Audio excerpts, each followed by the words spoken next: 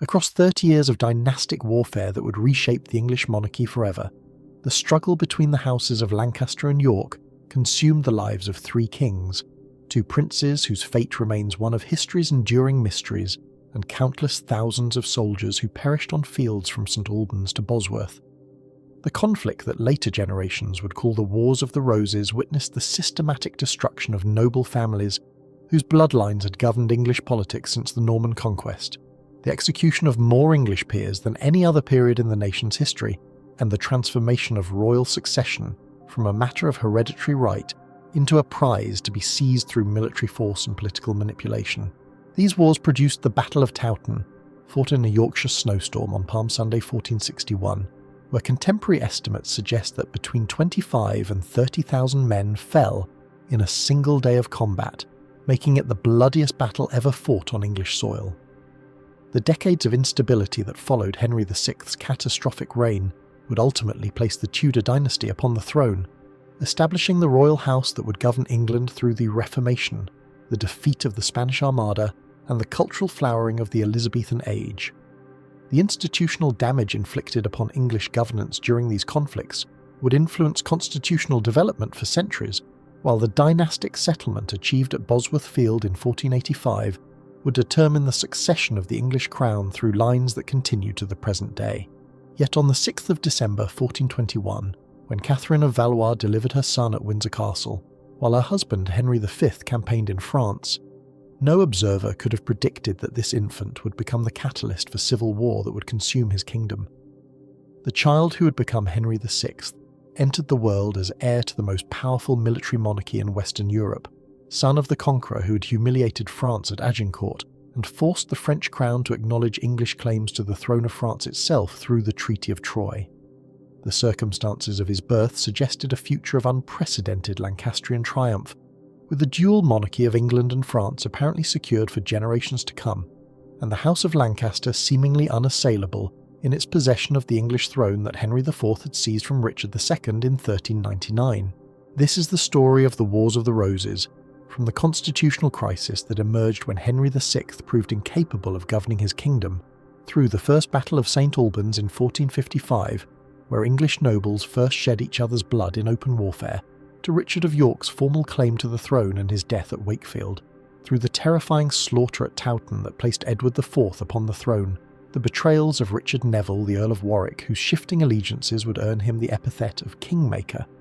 the final Lancastrian destruction at Tewkesbury, the mysterious disappearance of Edward IV's sons from the Tower of London, Richard III's controversial seizure of power, and the decisive engagement at Bosworth Field in August 1485, where Henry Tudor's victory established the dynasty that would govern England for more than a century. The England into which Henry VI was born had been transformed by his father's military achievements and his grandfather's successful usurpation of the crown from the last Plantagenet king of the senior line. Henry IV had seized the throne in 1399 from his cousin Richard II, establishing the Lancastrian branch of the royal family as England's ruling house through a combination of political opportunism, military force, and parliamentary manipulation that had created lasting questions about the legitimacy of Lancastrian kingship. The deposed Richard II had died under mysterious circumstances at Pontefract Castle in 1400, removing the most obvious focus for resistance to the new dynasty. But Henry IV had spent his reign suppressing rebellions and facing challenges to his authority that exhausted both his treasury and his health. The theological and legal arguments that had been advanced to justify his seizure of power remained contested, and the precedent established by successful usurpation would haunt his descendants when their own hold on power weakened. Henry V had transformed his father's contested inheritance into an apparently unshakable dynasty through his extraordinary military success in France. The victory at Agincourt in October 1415, where an English army of perhaps 6,000 men had destroyed a French force several times its size, had established Henry V as the foremost warrior king in Christendom and had demonstrated that the Lancastrian dynasty could produce rulers of exceptional military and political capability. The subsequent conquest of Normandy and the Treaty of Troy, which recognised Henry V as heir to the French throne and regent of France during the incapacity of the mentally unstable Charles VI, had appeared to vindicate Lancastrian rule completely. The marriage between Henry V and Catherine of Valois, daughter of Charles VI, had united the two royal houses and had promised a future in which a single monarch would rule both England and France, fulfilling ambitions that English kings had pursued since Edward III had first claimed the French crown in 1340. The death of Henry V from dysentery at Vincennes on the last day of August 1422, when his heir was only 9 months old, shattered these prospects utterly and created the conditions from which civil war would eventually emerge. The infant Henry VI became King of England at an age when he could neither understand nor exercise the powers of kingship, necessitating a minority government that would last for more than 15 years. The governance of England and the prosecution of the French War fell to a regency council, dominated by Henry V's brothers, John Duke of Bedford and Humphrey Duke of Gloucester, whose competing ambitions and policy disagreements would generate factional conflicts that persisted long after Henry VI nominally assumed personal rule. Bedford, the more capable of the brothers, devoted himself to maintaining English conquests in France, while Gloucester's irresponsible behaviour and political feuds with Cardinal Henry Beaufort created domestic instability that the young king proved entirely unable to manage once he reached adulthood. The political culture of 15th century England had developed expectations of kingship that Henry VI would prove constitutionally incapable of fulfilling. Medieval English government was personal government, centred upon the king's household and dependent upon the monarch's active participation in decision-making, patronage distribution, and the management of noble rivalries. The king was expected to maintain order among his magnates, to distribute rewards and offices in ways that balance competing interests, to lead military campaigns or at least to supervise their conduct effectively, and to project authority through his presence, his decisions, and his willingness to punish those who violated his peace.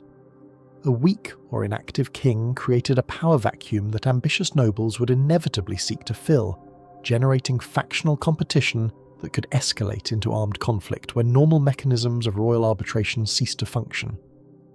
The characteristics that emerged as Henry VI matured made clear that he was fundamentally unsuited to the demands of medieval kingship. Unlike his father's commanding physical presence and military prowess, Henry VI displayed from childhood a passive and pious temperament that contemporaries associated more with monastic life than with royal governance. His interests centred upon religious devotion and educational foundation, rather than upon warfare and political management. The king founded Eton College and King's College, Cambridge, institutions that demonstrated genuine intellectual and spiritual commitment, but that reflected priorities entirely misaligned with the martial culture that dominated noble society. Henry VI's reluctance to impose his will, his tendency to favour whichever counsellor had most recently gained his ear,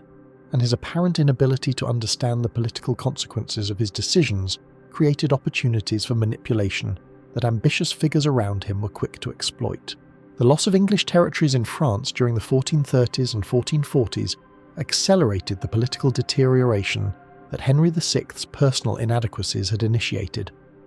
The death of the Duke of Bedford in 1435 removed the most capable English commander in France, and the figure most able to coordinate the Anglo-Burgundian alliance that had made English conquest possible.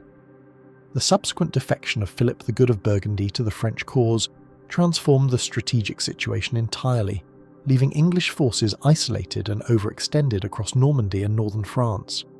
The emergence of Joan of Arc in 1429, whatever the historical debates about her significance, had reinvigorated French resistance and had associated the Valois cause with divine favour in ways that the English could never effectively counter. The coronation of Charles VII at Reims, the city where French kings had been crowned for centuries, had challenged the legitimacy of English claims even as military reverses made those claims increasingly difficult to maintain through force. The management of the failing French war fell increasingly into the hands of William de la Pole, Earl and later Duke of Suffolk, whose influence over Henry VI grew to dominate English policy during the 1440s. Suffolk negotiated the marriage between Henry VI and Margaret of Anjou, niece of Charles VII, in 1445, a union that brought no dowry and that included secret provisions for the surrender of Maine to French control. The revelation of these terms provoked outrage among the English political community, which had invested blood and treasure in the French wars for decades, and which viewed territorial concessions as both strategically disastrous and personally humiliating for those whose relatives had died in the conquest of the surrendered provinces. Suffolk's dominance of royal patronage and his apparent willingness to sacrifice English interests for personal advancement generated opposition that would eventually prove fatal to his position and to the broader stability of Lancastrian government. The fall of Normandy in 1449 and 1450 destroyed the remaining credibility of the Suffolk administration and demonstrated that the French conquest for which Henry V had sacrificed his health and his life had been entirely lost through the incompetence of his son's government. English forces that had garrisoned Norman towns and castles for a generation were overwhelmed by French armies that had been reformed and reorganised under the capable direction of Charles VII's military advisors.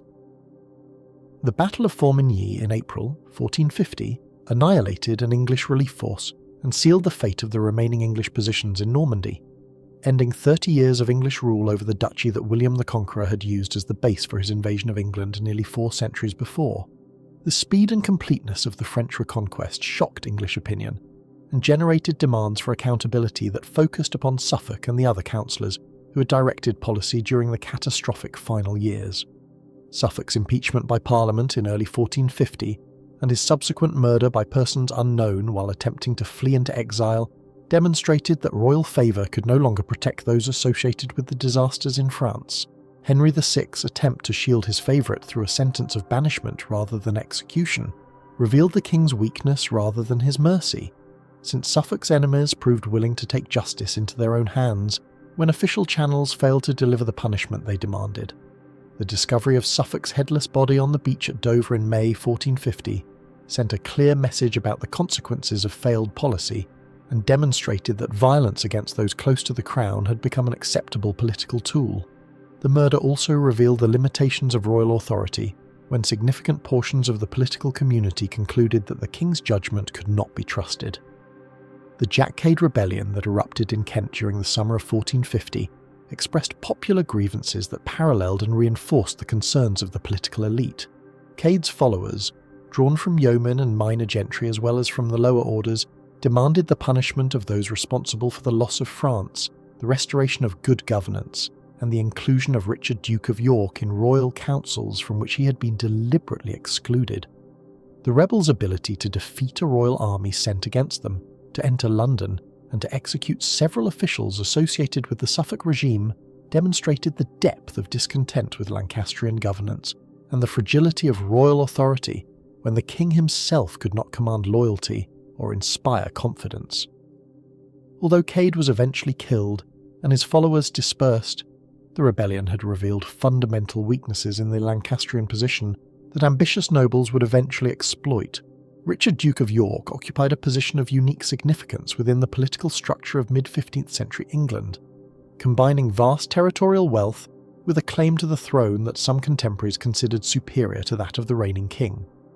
York's descent from Lionel Duke of Clarence, the second surviving son of Edward III, gave him a hereditary claim that in strict order of primogeniture took precedence over that of the Lancastrian kings, who descended from John of Gaunt, the third surviving son of Edward III. The Lancastrian accession of 1399 had bypassed this senior line, partly because the claim passed through a female, and partly because political circumstances had favoured Henry Bolingbroke's seizure of power, but the descendants of Lionel of Clarence had never formally renounced their rights. Richard of York himself had remained loyal to Henry VI for decades, serving as lieutenant in France and in Ireland with competence and dedication,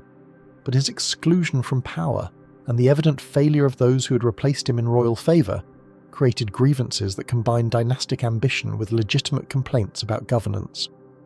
York's return from Ireland in September 1450, despite having no permission to leave his post, demonstrated his determination to claim the political influence that his rank and abilities warranted.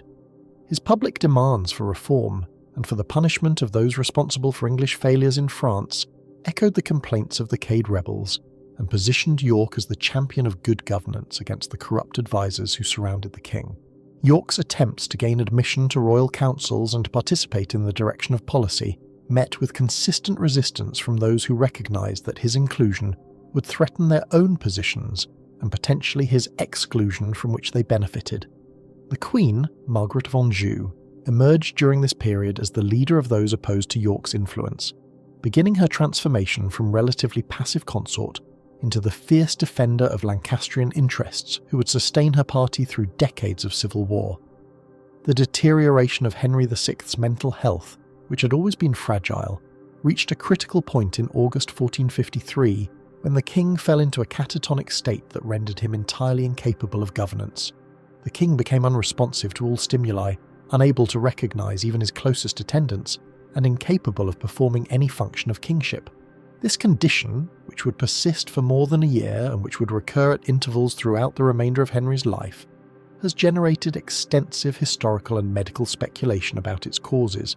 with suggestions ranging from inherited mental illness through the French royal line to catatonic schizophrenia or severe depressive disorder. Whatever the precise diagnosis, the political consequences were immediate and severe, since England could not function without a king capable of making decisions and authorising action.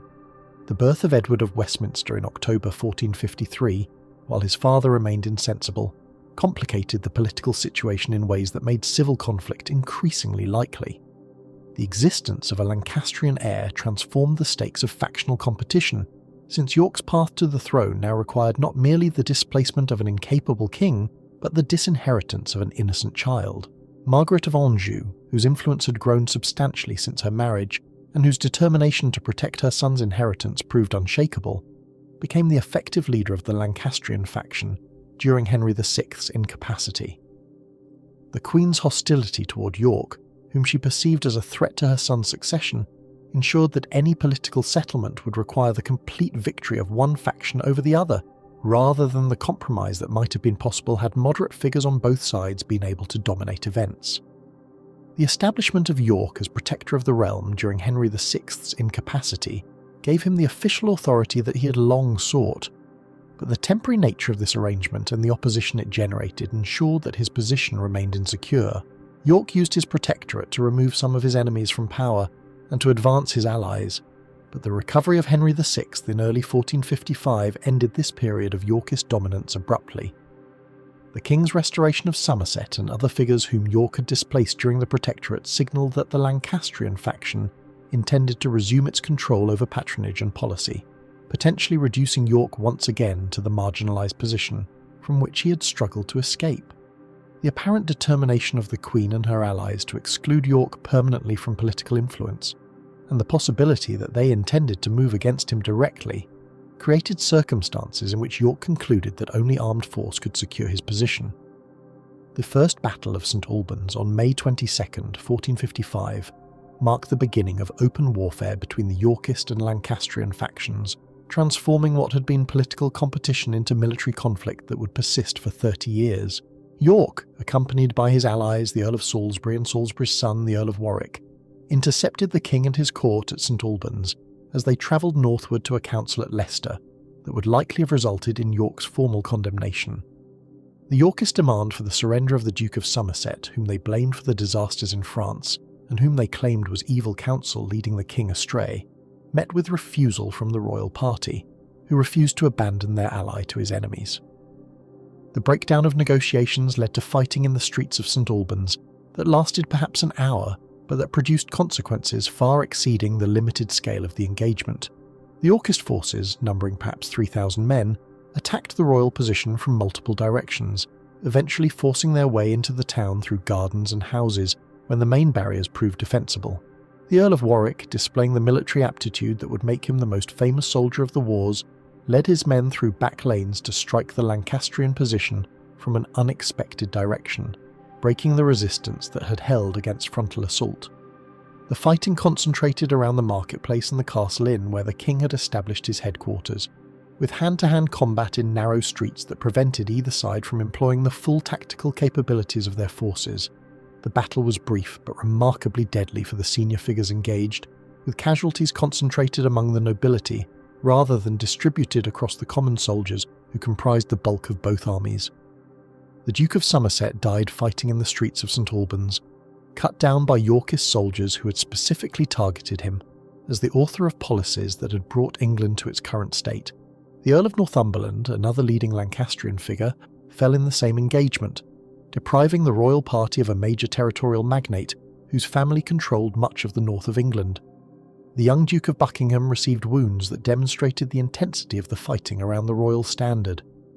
King Henry VI himself suffered a slight arrow wound to the neck,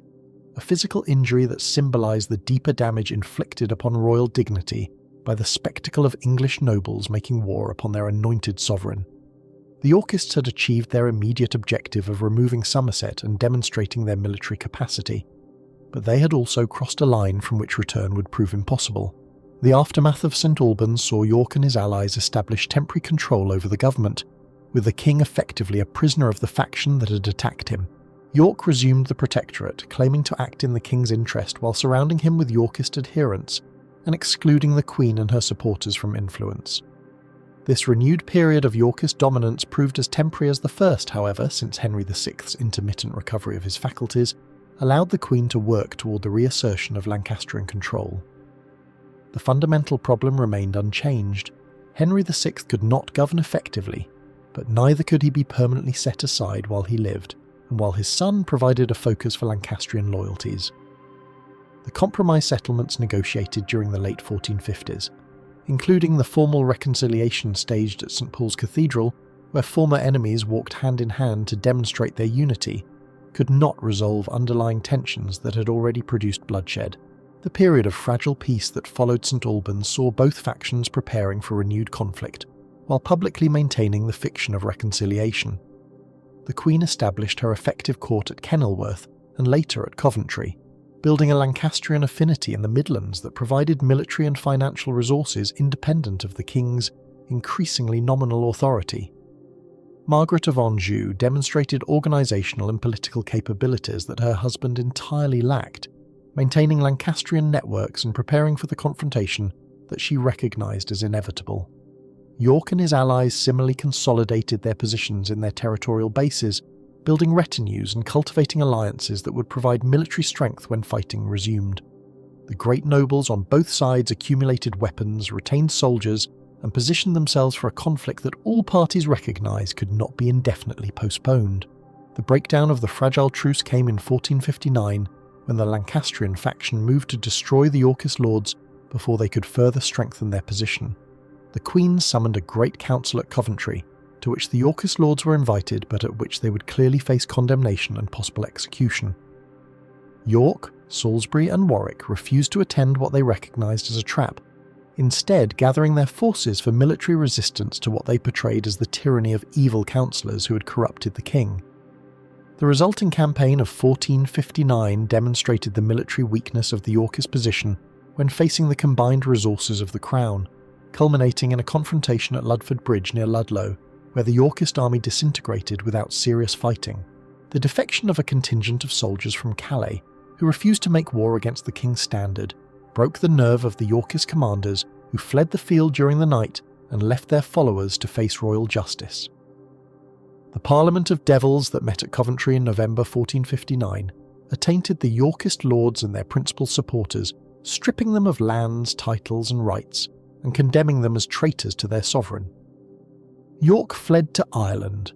where his personal popularity and the difficulties of mounting a military expedition across the Irish Sea provided temporary security. Warwick and Salisbury escaped to Calais. The English held port on the French coast that Warwick commanded as captain, and that would provide the base for Yorkist recovery. The completeness of the Lancastrian victory in 1459 appeared to demonstrate that armed resistance to royal authority remained impossible when the king's forces could be effectively mobilised. The Yorkist lords had become refugees, their English estates confiscated and their families left vulnerable to Lancastrian vengeance, while the Queen and her allies seemed poised to eliminate the dynastic threat permanently. The Yorkist position, though desperate, was not yet hopeless, and the energy and military capability of the Earl of Warwick would transform the situation within months. Warwick used Calais as a base for raids on English shipping, and for communications with Yorkist sympathisers who remained in England despite the attainders. His naval activity disrupted commerce and demonstrated that the Lancastrian government could not maintain order even in the waters immediately surrounding the kingdom. The propaganda that Warwick disseminated from Calais emphasised Yorkist loyalty to the true interests of the realm, portraying the conflict as one between good counsel and evil counsel rather than as rebellion against legitimate royal authority. The appeal proved effective with significant portions of the English political community, who had witnessed the disasters in France and the domestic chaos of recent years, and who were prepared to believe that the Queen's faction had indeed corrupted the King's government. The Yorkist invasion of England in June 1460 demonstrated that the settlement of 1459 had resolved nothing, and that civil war would continue until one faction achieved decisive military victory over the other. Warwick, Salisbury, and York's eldest son Edward Earl of March landed at Sandwich with a small force and marched toward London, gathering support as they advanced from those who had suffered under Lancastrian rule or who believed the Yorkist claims of evil counsel surrounding the king. The city of London, whose commercial interests had been damaged by the disorder of recent years and whose sympathies generally favoured the Yorkist cause, admitted the invaders and provided them with the financial and political resources necessary to confront the royal army. The rapid growth of Yorkist strength demonstrated that substantial portions of the English political community had concluded that change was necessary, even if that change required armed force against the anointed king. The Battle of Northampton on July 10, 1460, destroyed the Lancastrian field army and placed Henry VI once again in Yorkist hands. The royal forces had established a fortified position outside the town, protected by the River Nene, and by earthworks and artillery that should have made direct assault extremely costly. The treachery of Lord Grey of Ruthin, who commanded a section of the Lancastrian line, and who allowed Yorkist forces to cross his position without resistance, nullified these defensive advantages and produced a rapid Lancastrian collapse. The Duke of Buckingham, the Earl of Shrewsbury, and other senior Lancastrian commanders died in the fighting, or were captured and immediately executed, continuing the pattern of noble casualties that had characterised the wars from their beginning.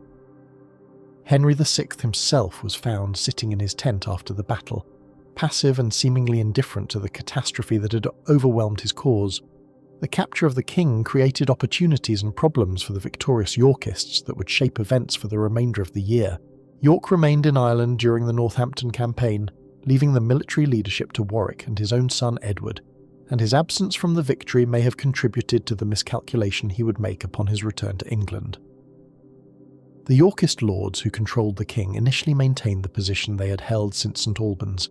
claiming to act in the king's true interest against evil counsellors while managing government through their control of the royal person.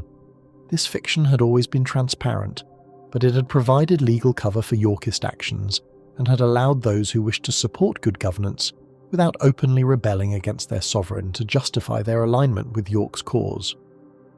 Richard of York's arrival in England in September 1460 shattered this carefully maintained fiction and revealed ambitions that went far beyond the reform of council that had been the public justification for Yorkist actions. York entered the Parliament chamber at Westminster, walked to the empty throne, and placed his hand upon it in a gesture that contemporaries understood as a claim to the crown itself. The assembled lords, many of whom had supported York against evil counsel, but who had not anticipated that he would seek to depose the king entirely, received this demonstration with shocked silence, rather than the acclamation York had apparently expected. The failure of immediate support revealed that even York's closest allies had not been prepared for a direct challenge to Henry VI's kingship, and that the political community remained reluctant to endorse the overthrow of an anointed monarch. The negotiations that followed York's claim consumed the remainder of October 1460, as lords and judges struggled to find a constitutional solution to a crisis that had no obvious precedent. York's claim rested upon his descent from Lionel Duke of Clarence through the female line, which in strict primogeniture took precedence over the Lancastrian descent from John of Gaunt.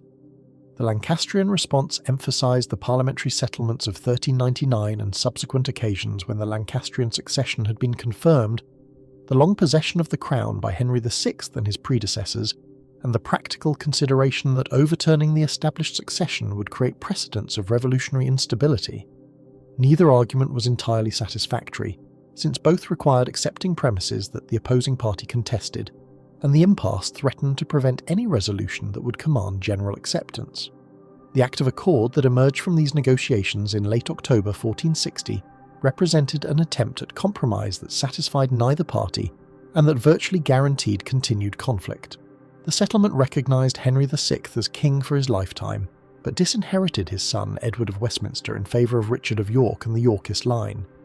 York would become heir apparent and would succeed to the throne upon Henry VI's death,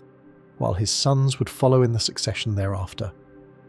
The arrangement resembled the Treaty of Troyes that had governed the French succession 30 years earlier, and like that treaty, it ignored the claims of those whose rights it purported to transfer. Queen Margaret, whose fierce determination to protect her son's inheritance had been the driving force of the Lancastrian faction, would never accept a settlement that excluded Edward of Westminster from his birthright, and the Lancastrian forces she commanded in the north remained undefeated and capable of continued resistance. The Queen's position in the north of England, where Lancastrian sympathies remained strong, and where her military commanders had assembled substantial forces, posed an immediate threat to the settlement that Parliament had approved. Margaret had established herself at Hull and was gathering troops from Yorkshire, Lancashire, and the Scottish border regions for a campaign to rescue her husband and restore her son's rights. The Lancastrian army included contingents of Scottish soldiers provided by Mary of Guelders, the Scottish regent, in exchange for the promise of Berwick and other border territories that demonstrated Margaret's willingness to sacrifice English interests in pursuit of dynastic goals. The Northern Army also attracted recruits through promises of plunder from the wealthy southern regions, creating a force whose discipline would prove difficult to maintain and whose behaviour would ultimately damage the Lancastrian cause. Richard of York's decision to march north against the Lancastrian forces in December 1460 represented a strategic calculation that the threat posed by Margaret's army required immediate military action rather than the defensive consolidation that some of his advisers recommended. The Duke departed London with a force that contemporary accounts suggest numbered between 5,000 and 8,000 men, accompanied by his second son Edmund, Earl of Rutland, and by Richard Neville, Earl of Salisbury, whose own estates in the north made him a natural participant in any campaign to suppress Lancastrian resistance in Yorkshire and the border regions. The march north proceeded through winter conditions that made movement difficult and that stretched supply lines across territory, where local sympathies often favoured the Lancastrian cause. York's army reached his castle at Sandal near Wakefield on the final days of December, where the Duke apparently intended to celebrate Christmas and to await reinforcements before engaging the larger Lancastrian forces that had gathered in the surrounding countryside. The strategic situation at Sandal Magna presented York with challenges that his subsequent actions suggest he either underestimated or chose to disregard in favour of aggressive confrontation. The Lancastrian army, under the nominal command of Henry Beaufort, Duke of Somerset, and the practical direction of experienced captains, including Andrew Trollope, had positioned itself to surround the Yorkist position, and the forces available to Margaret's commanders substantially outnumbered those that York had brought north from London. Contemporary chronicles differ regarding the precise sequence of events that led to the battle on December 30th, 1460, with some accounts suggesting that York was lured from his defensive position by a feigned retreat or by reports of foraging parties in distress, while others indicate that the Duke simply miscalculated the strength of the forces opposing him and believed that an aggressive sortie could achieve a decisive victory before Lancastrian reinforcements arrived. The Battle of Wakefield that resulted from York's decision to engage the Lancastrian forces outside the protective walls of Sandal Castle became one of the most catastrophic defeats suffered by any party during the entire course of the dynastic conflict. The Yorkist army that emerged onto Wakefield Green encountered Lancastrian forces that had concealed their true strength and that executed a coordinated attack from multiple directions once the battle had been joined. Richard of York himself fell during the fighting, killed either in the initial engagement or during the rout that followed the collapse of his army's resistance, and his death removed from the political scene the figure whose ambitions had driven the conflict from its beginnings in the 1450s. Edmund, Earl of Rutland, York's 17-year-old son, was captured while attempting to flee the battlefield, and was executed despite his youth, murdered according to later tradition on Wakefield Bridge by John Lord Clifford, whose own father had died at the First Battle of St Albans 5 years earlier. The Earl of Salisbury survived the battle itself, but was captured during the night and executed the following day at Pontefract Castle, removing another of the principal Yorkist leaders and leaving the cause dependent upon the surviving sons of the Duke of York. The Lancastrian victory at Wakefield was celebrated through the public humiliation of the Yorkist dead,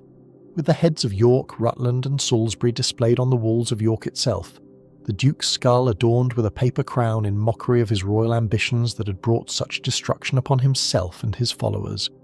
The transformation that Wakefield wrought upon the political situation extended far beyond the immediate military consequences of the battle and the deaths of the Yorkist leaders.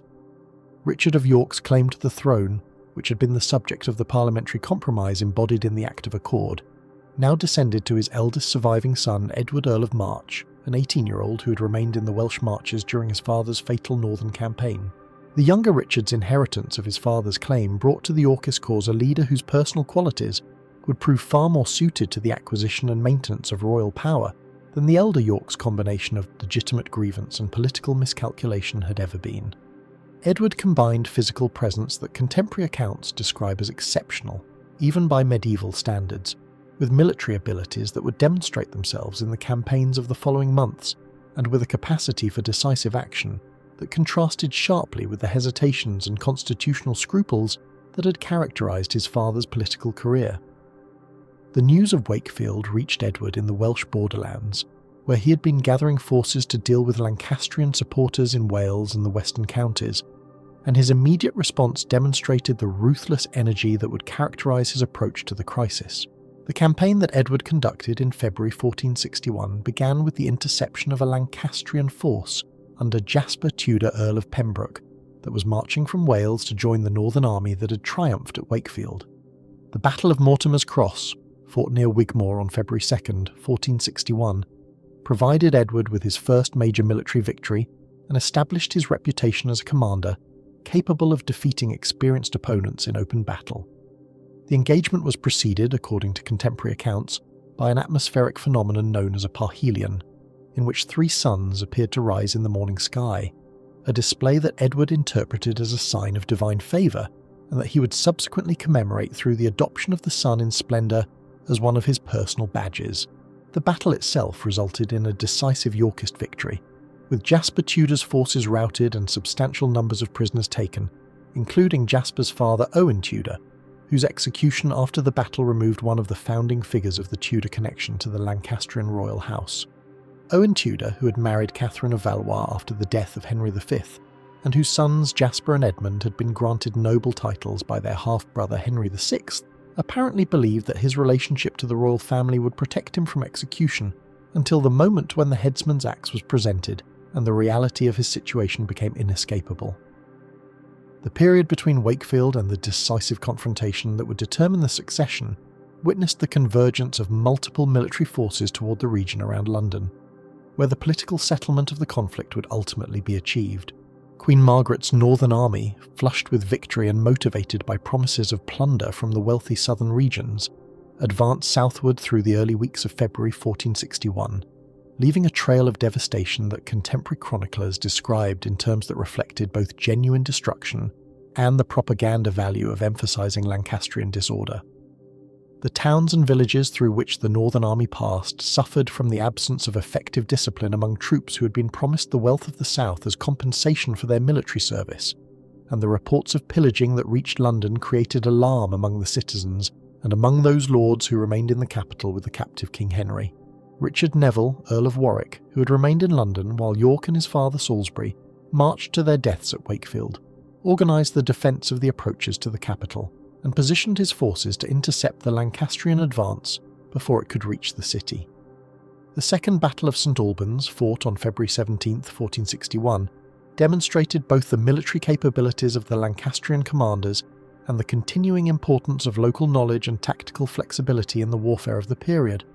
Warwick had established a defensive position across the likely approaches to St Albans, employing fortifications and innovative devices, including nets studded with nails designed to impede cavalry charges and primitive firearms, whose effectiveness remained uncertain under battle conditions. The Lancastrian army, guided by commanders who understood the terrain and who possessed intelligence regarding Warwick's dispositions, executed a flanking manoeuvre that approached the town from an unexpected direction,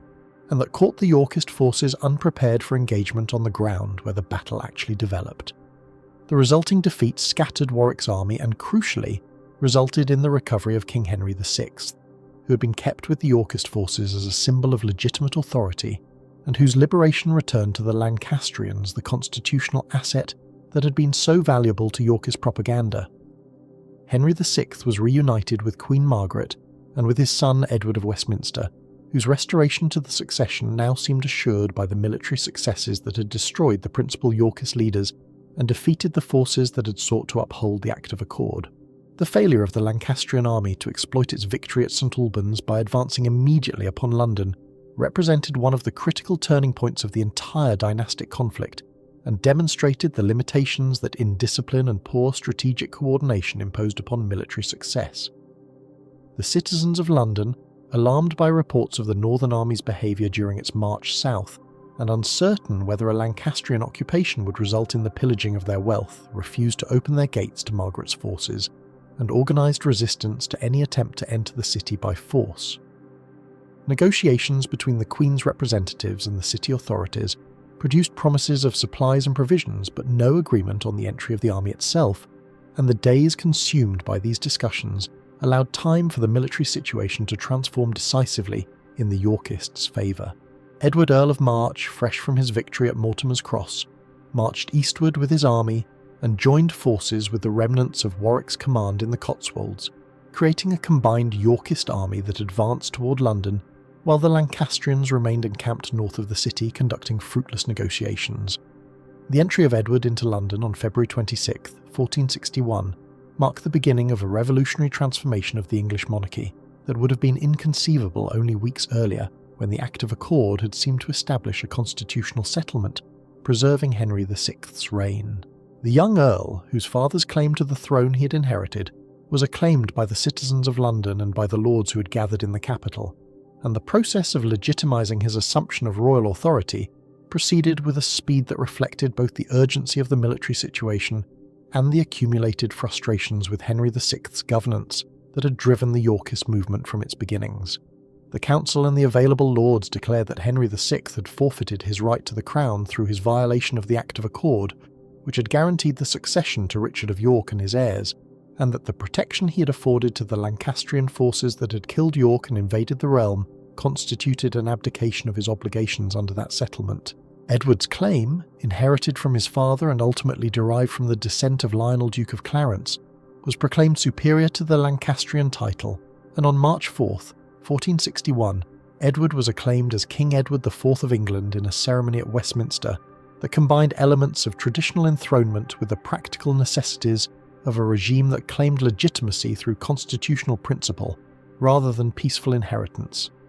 The assumption of royal dignity by Edward IV transformed the dynastic conflict from a dispute over counsel and governance into an unambiguous contest between two individuals, each claiming to be the rightful King of England, with no compromise position available that could satisfy both parties. Henry VI, recovered by the Lancastrians at St Albans, and accompanying Margaret's army as it withdrew northward, remained king in the eyes of those who rejected the Yorkist Revolution, while Edward, crowned in London and recognised by Parliament, claimed a legitimacy that required the destruction of the rival dynasty if it were to be securely established. The military confrontation that would determine which of these claims would prevail was now unavoidable, and both parties gathered their forces for a decisive engagement that neither could afford to lose. Edward's position required that he pursue the Lancastrians and defeat them before they could consolidate their hold on the north or receive the Scottish reinforcements that Margaret had been promised in exchange for territorial concessions along the border. The new king departed London in mid-March 1461 with the largest army that either party had yet assembled, marching northward through a landscape where local sympathies varied and where the outcome of the campaign would depend upon the ability of each side to concentrate its forces at the critical moment. The convergence of the two armies in the region south of York during the final days of March 1461 brought together forces whose combined numbers exceeded any previous battle of the dynastic conflict, and whose engagement would produce casualties on a scale that contemporaries found almost impossible to comprehend. The Lancastrian army, positioned along the ridge of Towton Dale, approximately 10 miles southwest of York, had gathered troops from the northern counties where Henry VI's cause retained substantial support, augmented by contingents of Scottish soldiers and by the veteran commanders whose experience had produced victories at Wakefield and St Albans. Contemporary estimates of the forces present at Towton vary widely, with some accounts suggesting that between 50 and 100,000 men participated in the engagement, numbers that modern historians regard as exaggerated but that reflect the genuine sense among contemporaries that the battle involved forces of unprecedented magnitude. The Yorkist army that approached the Lancastrian position on March 29, 1461, included Edward IV himself, the Earl of Warwick, and the various lords and captains who had committed themselves to the new regime, though the Duke of Norfolk with a substantial reinforcement had not yet arrived, and the Yorkist commanders faced the decision whether to await his arrival or to engage immediately with the forces available. The Battle of Towton began on Palm Sunday, March 29, 1461, under conditions that added to the brutality and confusion of the engagement, and that contributed to the extraordinary casualties that the battle produced. A blizzard that swept across the battlefield during the early hours of the fighting drove snow into the faces of the Lancastrian troops and provided a tactical advantage to the Yorkist archers, whose volleys carried further than those of their opponents, and who could retrieve the arrows fired against them while their own missiles fell short of recovery by Lancastrian bowmen. The initial archery exchange gave way to close combat as the Lancastrian forces advanced to engage their tormentors, and the battle that followed extended across hours of brutal fighting, in which neither side gained decisive advantage until the arrival of Norfolk's reinforcement tilted the balance in the Yorkists' favour. The collapse of the Lancastrian position, when it came, transformed the battle into a rout that produced casualties far exceeding those of the engagement itself, as fugitives attempting to cross the swollen waters of the Cockbeck and other streams in the area drowned in numbers that contemporary accounts describe as sufficient to create bridges of corpses across which the survivors fled.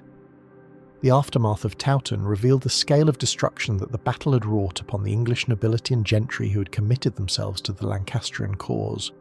The Earl of Northumberland, whose family's traditional dominance in the northern counties had made the Percys essential supporters of the Lancastrian dynasty, fell during the battle, as did Andrew Trollope, the professional soldier whose military expertise had contributed to the Lancastrian victories at Ludford Bridge, Wakefield and St Albans. The casualties among the knightly and gentle classes were proportionately severe, removing from the political scene numerous families whose members had been killed in the fighting or attainted in the proceedings that followed Edward IV's consolidation of power. Contemporary estimates of the total dead at Towton range from the thousands to the tens of thousands, with the most commonly cited figure of 28,000 reflecting the genuine horror that the battle inspired rather than any precise enumeration of the fallen. The bodies of the slain were buried in mass graves, whose discovery by modern archaeologists has provided evidence of the violence of the combat and the youthful ages of many of those who died in the bloodiest single day in English military history, the flight of Henry VI, Queen Margaret and Prince Edward from York following the Lancastrian defeat at Towton, marked the beginning of a decade during which the legitimate Lancastrian claimants would exist as exiles dependent upon foreign support while Edward IV consolidated his hold upon the English throne. The royal family crossed into Scotland, where the Regent Mary of Guelders provided shelter in exchange for the territorial concessions that Margaret had promised during the negotiations of the previous year, and Berwick was surrendered to Scottish control as partial payment for this protection. The transformation of Henry VI from reigning king to impoverished exile represented a reversal of fortune that contemporaries interpreted according to their various perspectives, with Yorkist writers emphasising divine judgment upon a dynasty that had usurped the throne in 1399 and Lancastrian sympathisers attributing the disaster to the treasons and rebellions that had undermined a legitimate sovereign. The years following Towton would test the stability of Edward IV's new regime and reveal the challenges that the young king faced in consolidating a revolution that had been accomplished through military victory, but that required political skill to maintain against the remnants of Lancastrian resistance and the ambitions of his own supporters. The consolidation of Yorkist authority following Edward IV's accession required the simultaneous suppression of remaining Lancastrian strongholds and the construction of an administrative apparatus capable of governing a realm whose traditional structures had been disrupted by years of factional conflict. The young king, still only 19 years old at the time of his coronation in June 1461, possessed the physical presence and martial reputation necessary to command loyalty from the nobility and commons who had supported his cause, but lacked the experience in governance that would come only with the exercise of power over time. The administration that emerged during the early years of Edward's reign reflected both the king's own developing capabilities and the influence of those magnates whose support had been essential to his victory, particularly Richard Neville, Earl of Warwick, whose dominance of royal councils during this period earned him the epithet by which subsequent generations would remember him. The relationship between Edward IV and Warwick represented a partnership between a king whose personal authority derived from his battlefield victories and his dynastic claim, and an earl whose wealth, military resources, and diplomatic connections made him indispensable to the new regime's stability. Warwick's influence extended across virtually every aspect of royal policy during the early 1460s, from the distribution of patronage and the appointment of officials to the conduct of foreign relations and the negotiation of the diplomatic marriages that would determine England's position among the European powers. The Earl's network of family connections, centred upon the Neville affinity that controlled much of northern England, provided the administrative infrastructure through which Edward's government operated in regions where royal authority had traditionally been mediated through great magnates, whose local power exceeded that of the Crown's direct agents. The suppression of Lancastrian resistance in the northern counties and along the Scottish border occupied much of the military attention of Edward's government during the years immediately following Towton. The castles of Alnwick, Bamber and Dunstanburgh, whose strategic positions along the Northumbrian coast made them essential to the control of the region, remained in Lancastrian hands and provided bases from which Margaret of Anjou and her supporters could launch incursions into English territory with Scottish assistance. The campaigns conducted to reduce these fortresses revealed both the determination of the Lancastrian garrisons to resist and the difficulties that besieging forces faced in maintaining operations against coastal strongholds that could be resupplied by sea. The capture and recapture of these northern castles continued through 1462 and 1463, with the fortresses changing hands multiple times as Lancastrian expeditions from Scotland temporarily recovered positions that Yorkist forces had laboriously secured. The involvement of Scottish troops in these operations and the presence of French ships carrying supplies and reinforcements to the Lancastrian garrisons demonstrated the international dimensions of the English civil conflict and the extent to which Margaret's diplomatic efforts had succeeded in obtaining foreign support for her cause. The gradual reduction of Lancastrian resistance in the north required not only military operations against specific strongholds, but also the construction of political relationships with local families whose cooperation was essential to the permanent establishment of Yorkist authority in regions that had traditionally supported the House of Lancaster. The diplomatic position of Edward IV's government during these years was complicated by the competing objectives of different factions within the Royal Council and by the continuing negotiations that Margaret of Anjou conducted with the courts of France and Burgundy. Warwick's preferred strategy emphasised an alliance with France that would deprive the Lancastrian exiles of their principal source of foreign support, and that would establish England's position within the complex diplomatic relationships among the major European powers. The Earl's personal conduct of negotiations with Louis XI of France reflected both his dominant position within Edward's council and his confidence in his own diplomatic abilities, and the treaties that Warwick pursued would have aligned English policy closely with French interests in ways that served the Earl's own objectives while potentially limiting the King's freedom of action. The alternative diplomatic strategy, favoured by those councillors who distrusted French intentions and recognised the commercial importance of the Burgundian connection to English wool merchants and cloth manufacturers, emphasised closer relations with Philip the Good of Burgundy and with his son Charles, whose eventual succession would create opportunities for an Anglo-Burgundian alliance directed against French expansion. The tension between these competing diplomatic orientations would become increasingly significant as Edward IV developed his own views on foreign policy, and as the King's personal decisions began to diverge from the preferences of his most powerful subject. The circumstances surrounding Edward IV's marriage to Elizabeth Woodville in 1464 precipitated a transformation in the political dynamics of the Yorkist regime that would ultimately contribute to the conflicts of the following decade. The King's decision to marry secretly, without consulting his council or obtaining the approval of those magnates whose support had been essential to his accession, represented an assertion of personal authority that challenged the assumptions upon which Warwick and others had based their understanding of their relationship with the Crown. Elizabeth Woodville, the widow of Sir John Grey of Groby, a Lancastrian knight who had died at St Albans in 1461, brought to her marriage neither the foreign alliance nor the substantial dowry that a royal bride was expected to provide, and her extensive family of brothers, sisters, and children from her first marriage created a network of relatives whose advancement would necessarily compete with established interests for royal patronage and favour. The revelation of the marriage, which occurred while Warwick was conducting negotiations in France for a match between Edward and a French princess, represented a personal humiliation for the Earl, whose diplomatic efforts had been rendered meaningless by the king's prior commitment. The political implications of the marriage extended beyond the immediate embarrassment to Warwick and encompassed fundamental questions about the distribution of power within the Yorkist establishment and the extent to which the king would defer to the counsel of those who had supported his rise to the throne. The advancement of the Woodville family following the public acknowledgement of Edward's marriage created a new faction at court whose interests frequently conflicted with those of the established nobility, and particularly with those of the Neville family, whose dominance had characterised the early years of the reign. The marriages arranged for Elizabeth's numerous siblings connected the Woodville network to some of the wealthiest and most strategically important families in England, including the match between the Queen's brother John Woodville and the Dowager Duchess of Norfolk, Catherine Neville, whose advanced age made the marriage scandalous to contemporaries, even by the relaxed standards of 15th century aristocratic matchmaking.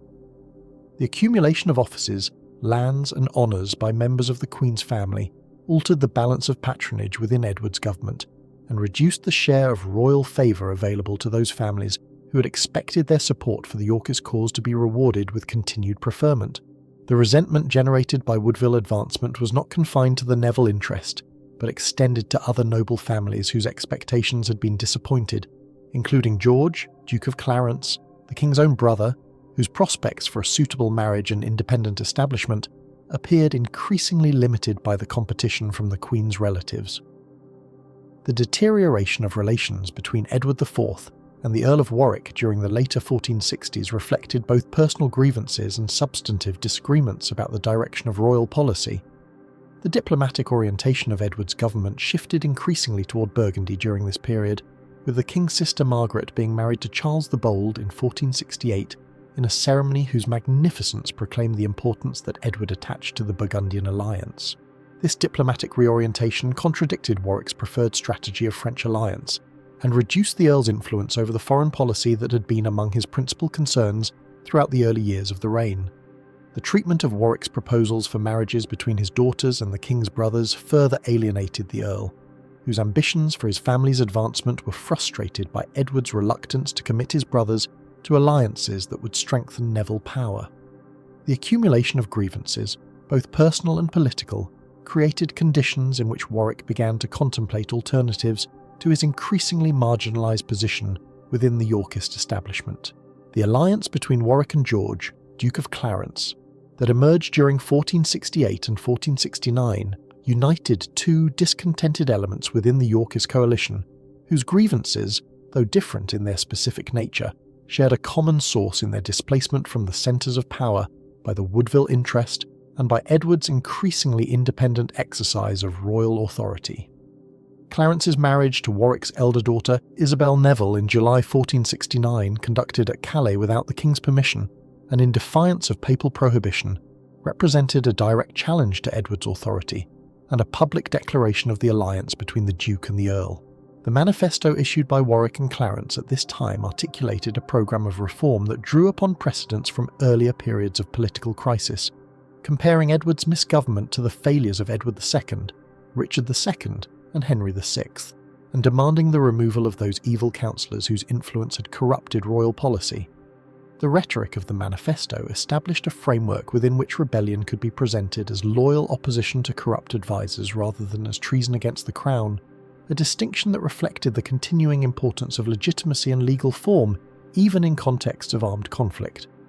The military operations that followed Warwick's declaration of opposition in the summer of 1469 demonstrated both the strength of the Earl's regional power base and the vulnerability of Edward IV's position when caught without adequate forces. The rebellion, orchestrated by Warwick's agents in Yorkshire, led by a figure known to contemporaries as Robin of Riedesdale, drew upon local grievances and Neville connections to create a force that moved southward while the king was on progress in the Midlands.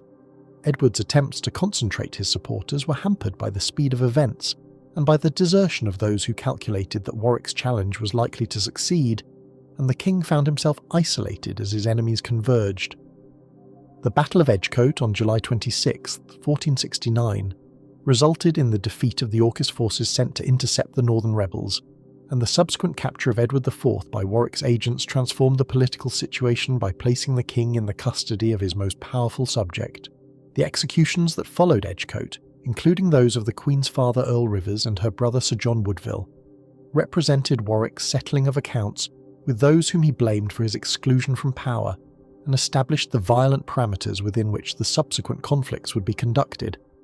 Warwick's attempt to govern England through a captive king revealed the limitations of his position and the difficulties inherent in any arrangement that sought to exercise royal authority without the cooperation of the monarch himself. The Earl discovered that the magnates and gentry upon whose acquiescence effective government depended were reluctant to accept orders issued in the name of a king who was known to be a prisoner, and that the pretence of normal governance could not be maintained indefinitely without Edward's genuine participation in the business of rule. The disorder that spread through parts of the kingdom during Edward's captivity demonstrated the extent to which effective royal government depended upon the active exercise of kingship by a free sovereign,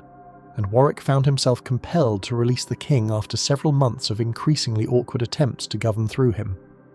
The apparent reconciliation between Edward and Warwick that followed the king's release in the autumn of 1469 papered over grievances that remained unresolved and that would erupt again within months. The renewed conflict between Edward IV and Warwick in 1470 arose from an episode of local disorder in Lincolnshire that escalated into a direct confrontation between the king and those who had challenged his authority the previous year. The rebellion led by Sir Robert Wells in March 1470 was initially presented as arising from local grievances, but the capture of rebel correspondents and the interrogation of prisoners revealed connections between Wells and the discontented faction led by Warwick and Clarence. The Battle of Empingham, fought on March 12, 1470, resulted in a decisive royal victory that scattered the rebel forces and produced such panic among the fleeing troops that contemporaries called the engagement Losecoat Field, in reference to the garments discarded by men desperate to escape pursuit. The evidence extracted from captured rebels implicated Warwick and Clarence directly in the conspiracy, forcing the Earl and the Duke to flee to the coast and eventually to take ship for France, where their reception by Louis XI would transform the nature of the conflict and introduce new complications into an already tangled political situation. The alliance between Warwick and Margaret of Anjou that Louis XI brokered during the summer of 1470 represented a remarkable reversal of the enmities that had defined English politics for the previous decade. The Earl, whose military leadership had been instrumental in placing Edward IV on the throne, and whose family's feud with the House of Lancaster had contributed to the escalation of conflict since the first battles of 1455, now committed himself to the restoration of Henry VI and the return of Margaret and her son to England. The marriage between Warwick's younger daughter Anne Neville and Prince Edward of Lancaster sealed the alliance between former enemies and created the dynastic connection through which the Neville interest would be linked to Lancastrian fortunes. The negotiations that produced this unlikely partnership required the suppression of years of accumulated grievances on both sides, and the subordination of personal animosities to political calculation, and the fragility of the resulting alliance would become apparent in the events that followed. The invasion of England that Warwick launched in September 1470 benefited from circumstances that prevented Edward IV from concentrating adequate forces to resist the landing. The king's attention had been drawn northward by disturbances in Yorkshire that may have been orchestrated to create a diversion, and the defection of John Neville, Marquess of Montague, Warwick's brother, who had previously supported Edward, left the king without the forces necessary to give battle. Edward's flight to Burgundy, accompanied by his brother Richard of Gloucester, Lord Hastings, and a small retinue of loyal followers, marked the sudden collapse of Yorkist authority and the equally sudden restoration of Henry VI to the throne from which he had been deposed nearly a decade earlier. The redemption of Henry VI, as contemporaries termed this restoration, brought the captive king from his imprisonment in the Tower of London to resume the nominal exercise of royal authority under circumstances that placed effective power in the hands of Warwick and those associated with his interest. The government of the redemption period faced challenges that the alliance between Warwick and the Lancastrians was poorly equipped to address. The coalition that had accomplished the restoration was united primarily by opposition to Edward IV, rather than by any positive programme or shared vision of how England should be governed, and the tensions between its component elements manifested themselves in disputes over policy and patronage that undermined the regime's stability. Margaret of Anjou's continued delay in France, where she remained with Prince Edward despite repeated urgings to cross to England, reflected her distrust of Warwick and her reluctance to place herself and her son in the power of a man whose earlier actions had caused such suffering to her cause. The diplomatic commitments that Louis XI extracted from Warwick's government, including English participation in French military operations against Burgundy,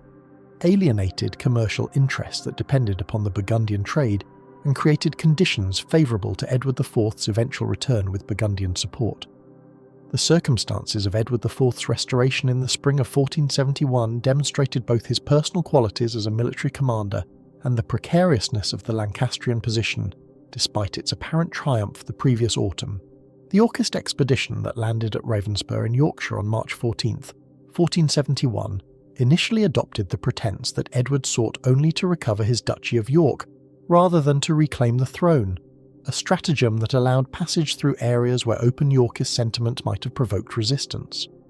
The growth of Edward's forces as he moved southward reflected the calculations of those who judged his prospects and decided to commit themselves to his cause, and the defection of Clarence from the Lancastrian alliance to rejoin his brothers represented a crucial accession of strength that altered the military balance. The reconciliation between Edward and Clarence that occurred as the Yorkist army moved through the Midlands reflected the personal diplomacy that Edward employed throughout his career, and the calculations that Clarence himself made regarding his position within the competing power structures that divided England. The Duke, whose earlier defection to Warwick had contributed to Edward's expulsion, now returned to Yorkist allegiance under circumstances that suggested his commitment to the Lancastrian restoration had been shallow from its inception, and that his primary concern remained the advancement of his own position rather than loyalty to any particular cause. The sisters of Edward and Clarence, together with their mother Cecily Neville, had worked to facilitate the reconciliation during the period of Edward's exile, and the assurances that Edward provided regarding Clarence's future status within a restored Yorkist regime apparently satisfied whatever concerns had driven the younger brother's earlier treachery. The fragility of family bonds under the pressures of civil conflict found expression in this reunion between brothers whose relationship would continue to be marked by tension and mutual suspicion despite the formal reconciliation that military necessity now required. The approach of Edward's army toward London created conditions that tested the loyalties of those who had accepted the re-adeption government and who now faced decisions regarding their future conduct. The city of London, whose commercial interests had been damaged by the diplomatic orientation of Warwick's government toward France and against Burgundy, showed itself receptive to Edward's return despite the formal authority that Henry VI's restored government exercised over the capital.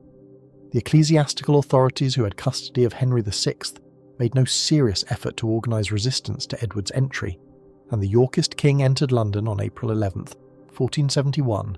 resuming possession of the government and taking Henry VI once again into custody as the nominal king whose restoration had proved so brief and so ineffectual. The transition of authority occurred with remarkably little violence or disorder within the capital, reflecting the acquiescence of London's governing classes in the restoration of a regime whose economic policies had proved more favourable to their interests than those pursued during the redemption period. The military confrontation that would determine whether Edward's recovery of London could be sustained required the defeat of the forces that Warwick had assembled to oppose the Yorkist advance. The Earl had gathered his army at Coventry during the period when Edward moved southward, declining offers of battle that Edward extended while awaiting reinforcements and the arrival of additional Lancastrian forces. The decision to allow Edward to reach London before engaging him reflected Warwick's assessment that time favoured the Lancastrian cause, and that the forces that Margaret of Anjou was expected to bring from France would provide the numerical advantage necessary to ensure victory. The calculation proved mistaken in ways that would become apparent within days of Edward's entry into London, as the Yorkist king demonstrated the speed and decisiveness that had characterised his military operations throughout his career. The Battle of Barnet, fought on Easter Sunday, April 14, 1471, in conditions of fog and confusion that contributed to a decisive outcome, brought the careers of two of the most significant figures in the Wars of the Roses to their respective conclusions. Warwick had moved his forces southward from Coventry, following Edward's entry into London, establishing a position at Barnet north of the capital, where the armies made contact on the evening of April 13th. The deployment of forces during the night brought both armies into positions that were not precisely aligned, with each force extending beyond the flank of the opposing army on different sides of the field. The fog that covered the battlefield at dawn concealed the dispositions of both armies and contributed to the confusion that would mark the engagement from its opening moments. The battle that commenced in the early morning hours demonstrated the tactical complexity that characterized major engagements of this period, and the extent to which battlefield success depended upon factors that commanders could not fully control or anticipate. The misalignment of the armies meant that Edward's right wing, commanded by his brother Richard of Gloucester, overlapped Warwick's left, while Warwick's right wing similarly extended beyond Edward's left flank.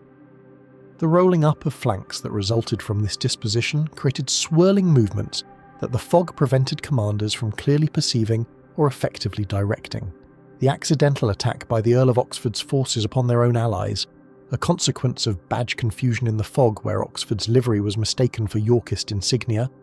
created panic and accusations of treachery that contributed to the disintegration of Lancastrian resistance. The collapse of Warwick's army that followed this confusion left the Earl himself among the dead,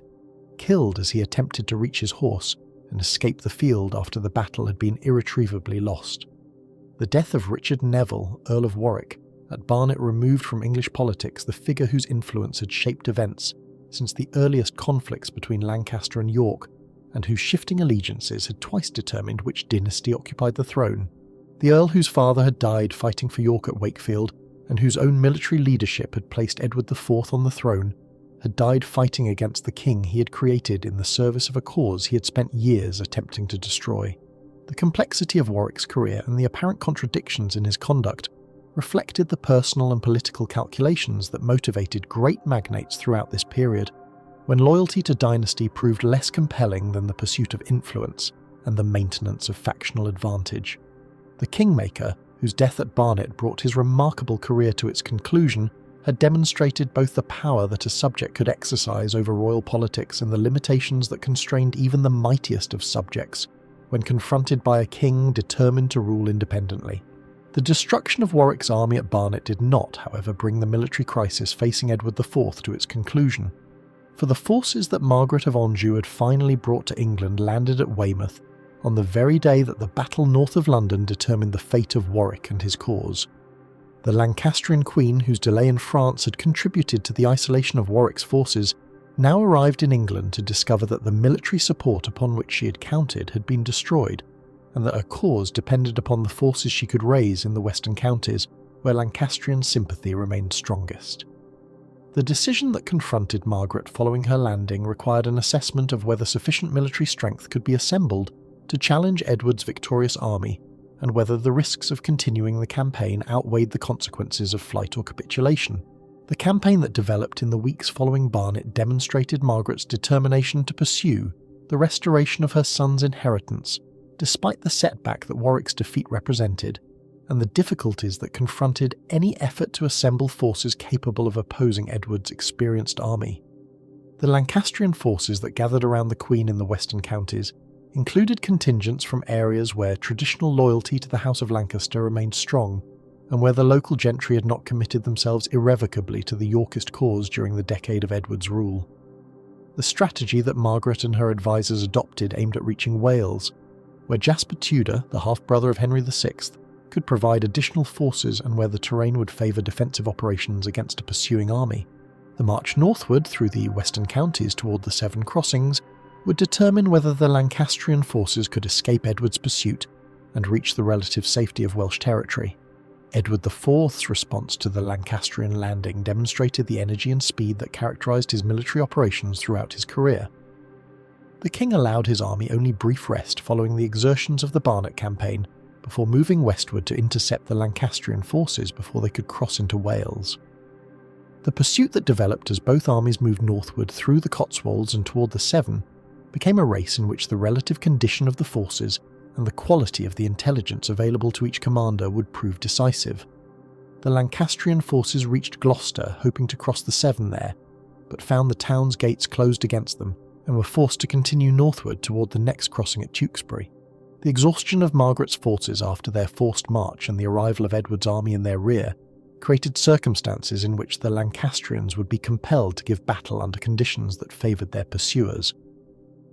The Battle of Tewkesbury, fought on May 4th, 1471, brought the direct Lancastrian line to its extinction and established the Yorkist dynasty upon foundations that would prove stable for the remainder of Edward IV's reign.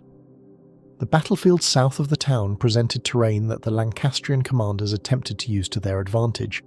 deploying their forces behind natural obstacles that they hoped would disrupt Yorkist attacks and compensate for the disadvantages under which they laboured. The Duke of Somerset, who commanded a portion of the Lancastrian forces, executed an advance that initially achieved success against the Yorkist positions, but which ultimately exposed his forces to counterattack and contributed to the general collapse of Lancastrian resistance. The details of the battle's progression remained subjects of debate among contemporary chroniclers, but its outcome proved decisive in ways that transformed the political landscape. Prince Edward of Lancaster, the 17-year-old son of Henry VI and Margaret of Anjou, and the heir upon whom all Lancastrian hopes depended, died at Tewkesbury under circumstances that contemporary and later accounts described with varying details. Some accounts placed his death in the fighting itself, killed in the rout that followed the collapse of Lancastrian resistance, while others suggested that he was captured and subsequently executed despite offers of mercy. The circumstances of the prince's death mattered less than its consequences, for the extinction of the direct Lancastrian line removed the figure around whom any future Lancastrian restoration would necessarily have been organised, and left the claims of the House of Lancaster dependent upon the attenuated rights of distant collateral branches, whose connections to the throne were far more tenuous than those of the prince who had died at Tewkesbury. Margaret of Anjou, captured following the battle, would spend several years as a prisoner before being ransomed by Louis XI and returning to France, where she died in 1482, the cause for which she had struggled throughout her adult life having been definitively extinguished on the field where her only son had fallen. The executions that followed Tewkesbury eliminated additional figures whose continued existence might have served as focal points for future Lancastrian resistance or conspiracy. The Duke of Somerset and other prominent Lancastrian commanders who had survived the battle were taken from sanctuary and executed in the days following the engagement, despite the protections that ecclesiastical sanctuary was traditionally understood to provide. The ruthlessness with which Edward IV eliminated potential centres of opposition following his victory reflected both the lessons of the previous decade, during which excessive clemency had contributed to recurring instability, and the determination to establish his dynasty upon foundations that would not be undermined by the survival of those who had demonstrated their commitment to his destruction. The death of Henry VI in the Tower of London on May 21, 1471, removed the final obstacle to the unchallenged establishment of Yorkist authority and brought the life of the unfortunate king to its melancholy conclusion. The official account of Henry's death attributed it to natural causes, specifically to grief and melancholy upon learning of the deaths of his son and the destruction of his cause at Tewkesbury. The circumstances of the king's death, occurring as they did at a moment when his continued existence posed the only remaining threat to Yorkist legitimacy, invited speculation that his end had been hastened by means other than natural causes. The responsibility for ordering whatever action may have been taken against Henry remained a subject of controversy, with later tradition associating Richard of Gloucester with the deed, though the evidence for his direct involvement remained circumstantial. The practical reality that Henry's death served Edward IV's interests and removed a potential focus for future rebellion suggested that the decision to eliminate this obstacle to dynastic security had been taken at the highest level of the Yorkist regime, regardless of which individual actually carried out whatever action may have occurred within the Tower. The establishment of Yorkist authority following the victories of 1471 created conditions of relative stability that contrasted markedly with the turbulence that had characterised the previous decade. Edward IV, having twice won his throne through military action, and having eliminated the principal figures around whom Lancastrian resistance might have been organised, governed England without serious challenge to his position for the remaining 12 years of his reign. The king, whose youth and energy had contributed to his initial success in seizing the throne, demonstrated administrative capabilities that enabled the restoration of royal finances and the re-establishment of effective government throughout the realm. The patronage policies that had contributed to the earlier breach with Warwick were modulated to maintain the support of those magnates whose loyalty remained essential to the stability of the regime, while the commercial interests of London and other urban centres found in Edward a monarch whose policies favoured their prosperity. The foreign policy of Edward IV's second reign reflected the changed circumstances that the events of 1471 had created and the opportunities that the king perceived for advancing English interests through diplomatic engagement rather than military adventure. The invasion of France that Edward launched in 1475 resulted not in the conquest that Henry V had achieved, and that Edward's propaganda invoked as precedent, but in the Treaty of Picquigny, by which Louis XI of France agreed to substantial payments in exchange for English withdrawal and the abandonment of English claims to French territory. The pragmatic calculation that underlay Edward's acceptance of French gold rather than French battles reflected his assessment of English capabilities and his preference for the benefits that peace and commercial prosperity could provide over the uncertain gains of continental warfare. The domestic politics of Edward IV's later reign were marked by tensions within the royal family that would have consequences extending beyond the king's lifetime. The relationship between the king and his brother George, Duke of Clarence, continued to be troubled by mutual suspicion and by Clarence's apparent inability to accept a subordinate position within the Yorkist regime. The Duke's conduct following the events of 1471 demonstrated a persistent pattern of unreliability and ambition that Edward found increasingly intolerable. The marriage disputes that arose following the death of Clarence's wife Isabel Neville, including his efforts to marry Mary of Burgundy in a match that would have given him an independent power base on the continent, provoked Edward's intervention and contributed to the deterioration of relations between the brothers. The accusations that led to Clarence's attainder and execution in 1478, including charges of treasonable speech and conspiracy against the king, reflected Edward's determination to eliminate a source of persistent instability within his regime and to prevent his brother from serving as a focus for any future opposition. The execution of Clarence, carried out privately within the Tower of London by means that later tradition described as drowning in a barrel of Malmsey wine, removed from the succession a figure whose claims might have complicated the transition of power to Edward's heirs. The attainder that accompanied Clarence's execution barred his descendants from the succession and ensured that the crown would pass uncontested to Edward's sons. The political logic that underlay this decision reflected the same ruthless calculation that had characterised Edward's treatment of defeated enemies following Tewkesbury and his probable responsibility for the death of Henry VI. The king, who had demonstrated clemency toward former opponents in the early years of his reign, had learned through bitter experience that such magnanimity created conditions for renewed conflict, and his later conduct demonstrated a willingness to employ extreme measures to protect the stability of his dynasty. The court of Edward IV during his second reign presented an image of magnificence and cultural sophistication that represented a conscious effort to establish the Yorkist dynasty as the legitimate inheritors of English royal tradition. The king's patronage of learning, his support for William Caxton's printing enterprise at Westminster, and the elaborate ceremonial that surrounded major court occasions all contributed to the projection of royal authority and the legitimation of Yorkist claims. The buildings that Edward commissioned, the manuscripts that were produced for the Royal Library, and the diplomatic ceremonies that marked significant occasions all served purposes that extended beyond immediate utility to encompass the broader project of establishing the Yorkist monarchy as the natural and rightful government of England. The image of stability and prosperity that the court projected during these years obscured the tensions and potential vulnerabilities that would become apparent only after Edward's death. The arrangements that Edward IV made for the governance of his realm and the education of his heir reflected his assumptions about the future of his dynasty and the conditions under which power would be transferred to the next generation. The establishment of his eldest son Edward, Prince of Wales, in a separate household at Ludlow, where the prince could learn the arts of governance while exercising nominal authority over the Welsh marches, followed precedents established by earlier monarchs and served practical purposes in the administration of a region whose governance required dedicated attention.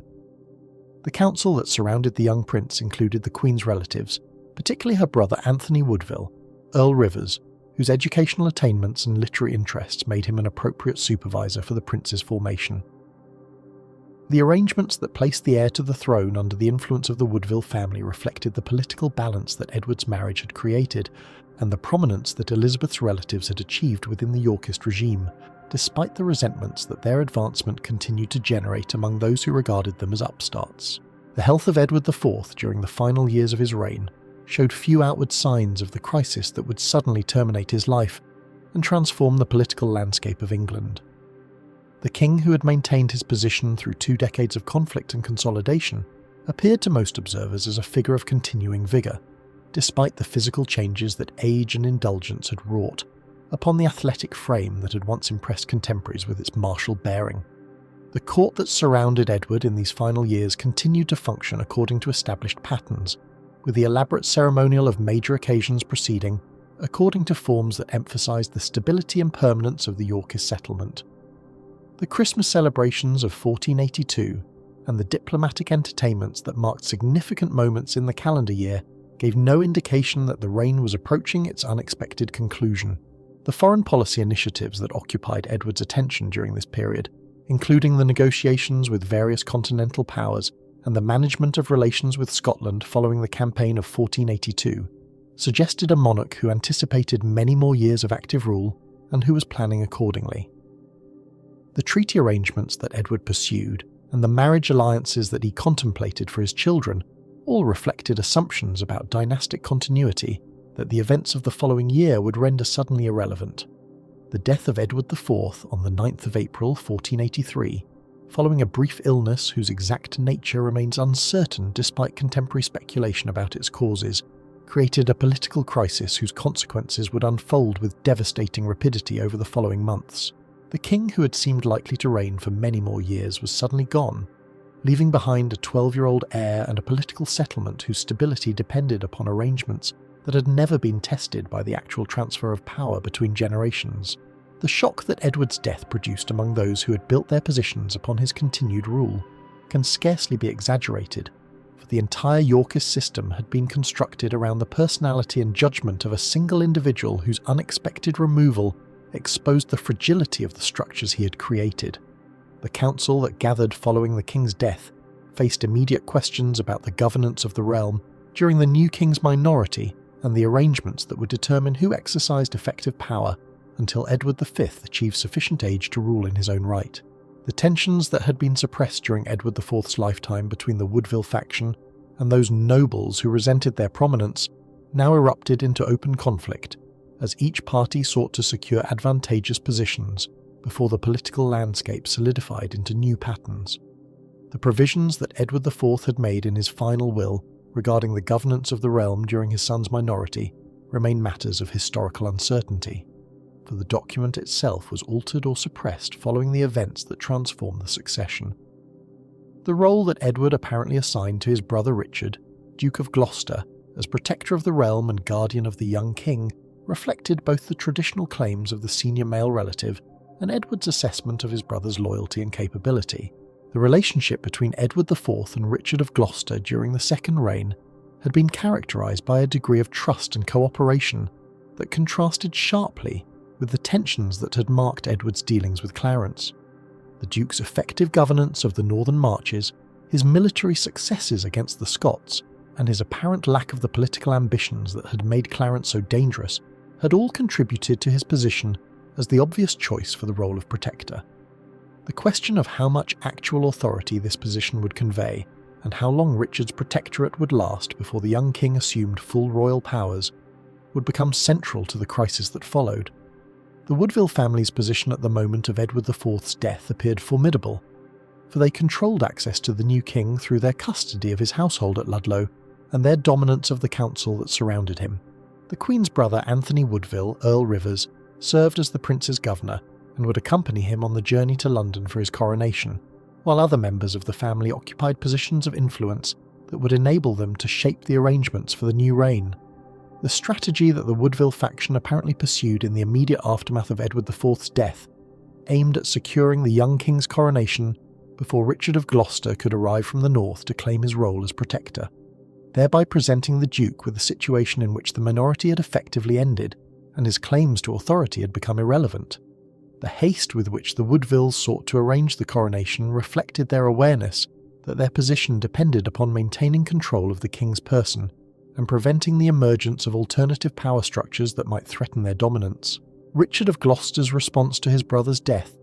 and to the manoeuvres of the Woodville faction demonstrated the decisive and ruthless qualities that would characterise his conduct throughout the crisis that followed. The Duke received news of Edward IV's death at his northern stronghold and immediately began preparations for the journey south that would bring him into direct confrontation with those who sought to exclude him from power. The correspondence that passed between Richard and other members of the nobility during these weeks reveals a network of communication and coordination that enabled the Duke to assess the political situation and to plan his response accordingly. The support that Richard received from Henry Stafford, Duke of Buckingham, a figure whose own grievances against the Woodville faction provided motivation for alliance with the Protector, proved crucial to the success of the intervention that followed. The combination of Richard's determination, Buckingham's resources, and the miscalculations of the Woodville party created conditions for a dramatic reversal that would transform the political landscape within a matter of days.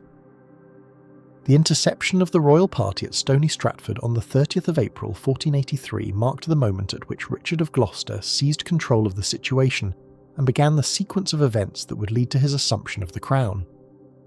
The young king and his Woodville escorts had paused on their journey to London when Richard and Buckingham, having coordinated their movements, arrived with sufficient force to impose their will upon the situation. The arrest of Earl Rivers, Sir Richard Grey, and other members of the Woodville entourage removed at a stroke the individuals who had controlled access to the new king and who had planned to marginalise Richard's role in the new government. The young Edward V found himself suddenly transferred from the custody of his maternal relatives to the control of his paternal uncle,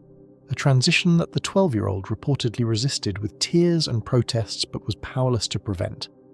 The charge that Richard levelled against the arrested Woodvilles, that they had conspired to destroy him and to seize complete control of the new government, provided justification for their detention while revealing the depth of mutual suspicion that characterised relations between the factions. The Queen's response to news of the Stony Stratford coup demonstrated her immediate recognition of its implications for herself and her remaining children.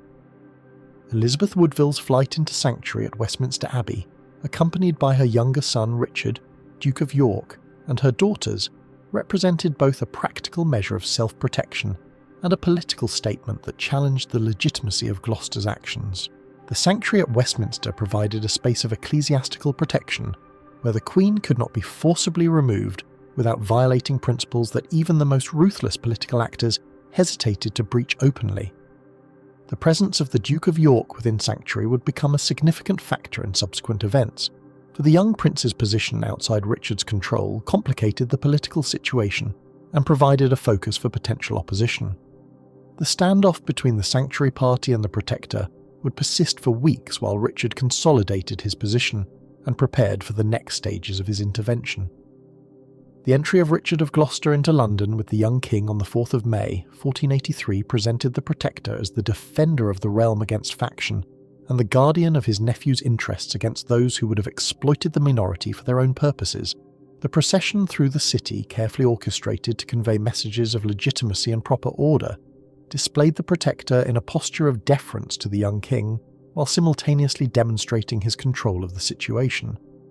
The cartloads of weapons that Richard caused to be displayed, allegedly discovered among the Woodville baggage and presented as evidence of treasonable intentions, provided visual support for the narrative that justified his intervention. The city authorities and the council that assembled to greet the Protector accepted his account of events and confirmed his role as protector of the realm, creating a framework of apparent legitimacy for the arrangements that followed. The government that Richard of Gloucester established during his protectorate operated with a degree of efficiency and apparent normalcy that obscured the underlying tensions and the calculations that would soon transform the situation entirely. The council that the Protector assembled included experienced administrators and nobles, whose cooperation was essential for the functioning of government, and the business of the realm proceeded through established channels during the weeks following Richard's assumption of authority. The preparations for the young king's coronation continued, with a date set for late June that suggested Richard's intention to fulfill his role as protector and then to accept a diminished position once his nephew achieved full royal authority. The lodging of Edward V in the Tower of London, then primarily a royal residence rather than the place of imprisonment it would later become, followed precedent for monarchs awaiting coronation and raised no immediate concerns among those who observed the arrangements. The extraction of the Duke of York from sanctuary represented a crucial development in the sequence of events that led to Richard's assumption of the crown. The arguments that Richard and the council employed to persuade or pressure the Queen into releasing her younger son combined practical reasoning with implicit threats that made continued resistance increasingly difficult.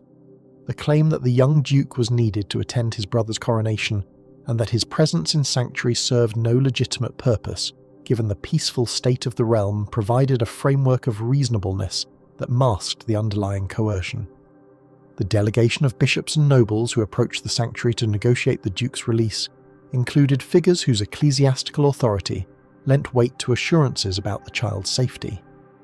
The Queen's eventual acquiescence, whether obtained through persuasion or through recognition that further resistance was futile, transferred the second of her sons by Edward IV into Richard's custody and eliminated the alternative focus for legitimist sentiment that the Duke's presence in sanctuary had provided. The events of June 1483 brought the crisis to its climax through a series of dramatic interventions that revealed Richard's ultimate intentions and eliminated the remaining obstacles to his assumption of the throne. The council meeting of the 13th of June at the Tower of London, during which Richard accused William, Lord Hastings, of conspiracy with the Woodvilles and ordered his immediate execution, demonstrated the Protector's willingness to employ sudden violence against those he regarded as threats to his position. Hastings, who had been one of Edward IV's closest companions and who had supported Richard's intervention against the Woodvilles, apparently drew the line at the deposition of Edward's sons and indicated his opposition to whatever plans Richard was developing. The summary nature of Hastings' execution, carried out within the Tower precincts without formal trial or opportunity for defence, shocked contemporaries and signalled that the political situation had entered a new and more dangerous phase. The sermon preached at Paul's Cross on the 22nd of June 1483 by Ralph Shah, brother of the Lord Mayor of London, publicly articulated for the first time the claims that would provide the theoretical foundation for Richard's assumption of the crown. The assertion that Edward IV's marriage to Elizabeth Woodville had been invalid because of a prior contract between Edward and another woman, thereby rendering his children illegitimate and incapable of inheriting the throne, transformed the succession question from a matter of factional conflict into a question of dynastic legitimacy. The additional suggestions about the circumstances of Edward IV's own birth, implying doubts about his legitimacy as a son of Richard, Duke of York, further complicated the picture while providing alternative grounds for excluding the house of Edward IV from the succession. The reception that these claims received from the London crowds who gathered to hear the sermon was reportedly lukewarm, but the public articulation of arguments for Richard's title represented an essential step in the process of legitimating what was in effect a usurpation. The petition that a delegation of Lords and Commons presented to Richard on the 25th of June 1483, requesting that he accept the crown as the only legitimate heir of the House of York, completed the formal apparatus of Richard's accession by providing an appearance of popular demand for his assumption of royal authority. The document rehearsed the arguments about Edward IV's invalid marriage and the consequent illegitimacy of his children, while emphasising Richard's qualities as a ruler and the necessity of providing the realm with a legitimate king who could govern effectively. Richard's carefully choreographed acceptance of the petition, his show of reluctance overcome by the urgency of the petitioner's appeals, and his formal assumption of the title of king all followed patterns established by earlier usurpers who sought to cloak the seizure of power in the garments of constitutional propriety. The coronation of Richard III and his Queen Anne Neville on the 6th of July 1483 provided the ceremonial culmination of the process by which the Protector had transformed himself into the sovereign. The elaborate rituals of the coronation, the participation of the ecclesiastical hierarchy in the anointing and crowning of the new king, and the public festivities that accompanied the occasion all served to establish Richard's kingship as a legitimate and permanent settlement rather than a temporary usurpation. The nobles and prelates who participated in the ceremonies, whether from conviction, calculation or coercion, lent their collective authority to the legitimation of the new regime and committed themselves to its support through their visible participation. The young king Edward V and his brother, still lodged in the Tower of London, had disappeared from public view during the weeks preceding the coronation their existence an embarrassing complication that the new regime preferred not to acknowledge openly. The fate of the princes in the Tower constitutes one of the most enduring mysteries in English history, a question whose resolution has eluded definitive determination, despite centuries of investigation and speculation. The two sons of Edward IV, who had been seen playing in the Tower Gardens during the early summer of 1483, gradually vanished from public observation as Richard's grip on power tightened and the coronation established his authority on a new foundation. The absence of any public statement about the prince's fate, the failure of the new regime to produce them for inspection despite rumours that began to circulate about their deaths, and the subsequent silence that surrounded the question, all contributed to suspicions that Richard had ordered their elimination to remove potential rivals for the throne he had seized. The political logic that might have motivated such an action was clear enough, for the continued existence of Edward IV's sons would have provided a focus for opposition to Richard's rule, and a rallying point for those who rejected the arguments about their illegitimacy. The evidence regarding the prince's fate remains frustratingly incomplete, and subject to competing interpretations that have generated historical controversy for more than 5 centuries. The account provided by Dominic Mancini, an Italian observer who left England shortly after Richard's coronation, indicates that the princes were already being kept in closer confinement and were seen less frequently during the weeks preceding their uncle's assumption of the crown. The later accusations contained in the Act of Attainder against Richard III following his defeat at Bosworth specifically charged him with the shedding of infants' blood, language that contemporaries would have understood as referring to the princes. The confession attributed to Sir James Tyrrell many years later, in which he allegedly acknowledged organising the prince's murder on Richard's orders, provided a specific account of the crime that subsequent writers would elaborate into detailed narratives, though the circumstances of this confession and its reliability remain matters of scholarly dispute. The alternative theories that have been proposed regarding the prince's fate reflect both the genuine uncertainties surrounding the case and the ideological investments that various parties have brought to its interpretation. The suggestion that the princes survived Richard's reign and were killed during the early years of Henry VII's rule would require explaining why Richard failed to produce them when their survival would have countered the damaging rumours circulating about their deaths. The proposal that Henry Stafford, Duke of Buckingham, was responsible for the murders, whether acting on his own initiative or in expectation of Richard's approval, provides an alternative suspect but does not resolve the underlying questions about motive and opportunity. The discovery in 1674 of skeletal remains beneath a staircase in the Tower of London, remains that were subsequently interred in Westminster Abbey as those of the princes, provided physical evidence that has been subjected to limited examination and whose interpretation remains contested. The bones discovered in the 17th century were examined in 1933 by medical experts, who concluded that they were consistent with children of approximately the ages the princes would have been in 1483, though the limitations of the forensic techniques available at that time and the absence of DNA analysis leave significant questions unanswered. The refusal of ecclesiastical authorities to permit further examination of the remains, despite advances in scientific methodology that might provide more definitive answers, has frustrated researchers who believe that modern techniques could resolve questions that have persisted for centuries. The historical significance of determining with greater certainty whether these remains are indeed those of Edward V and his brother, and whether their deaths occurred during Richard's reign or later, extends beyond antiquarian curiosity to fundamental questions about responsibility for one of history's most notorious crimes. Richard III's reign, which would last barely more than 2 years from his coronation to his death at Bosworth, was marked from its beginning by the instability that resulted from the circumstances of his accession and the persistent suspicions about his treatment of his nephews. The elaborate progress that Richard undertook through his kingdom during the summer and autumn of 1483, visiting cities and religious establishments while displaying the magnificence appropriate to royal authority, represented an effort to establish his presence throughout the realm and to secure the loyalty of populations whose support he could not take for granted. The reception that Richard received during this progress varied considerably, with some localities providing enthusiastic welcomes while others offered merely formal acknowledgement of his authority. The king's generosity in the distribution of offices, honours, and financial rewards to those who had supported his accession created a network of obligation that provided the foundation for his regime.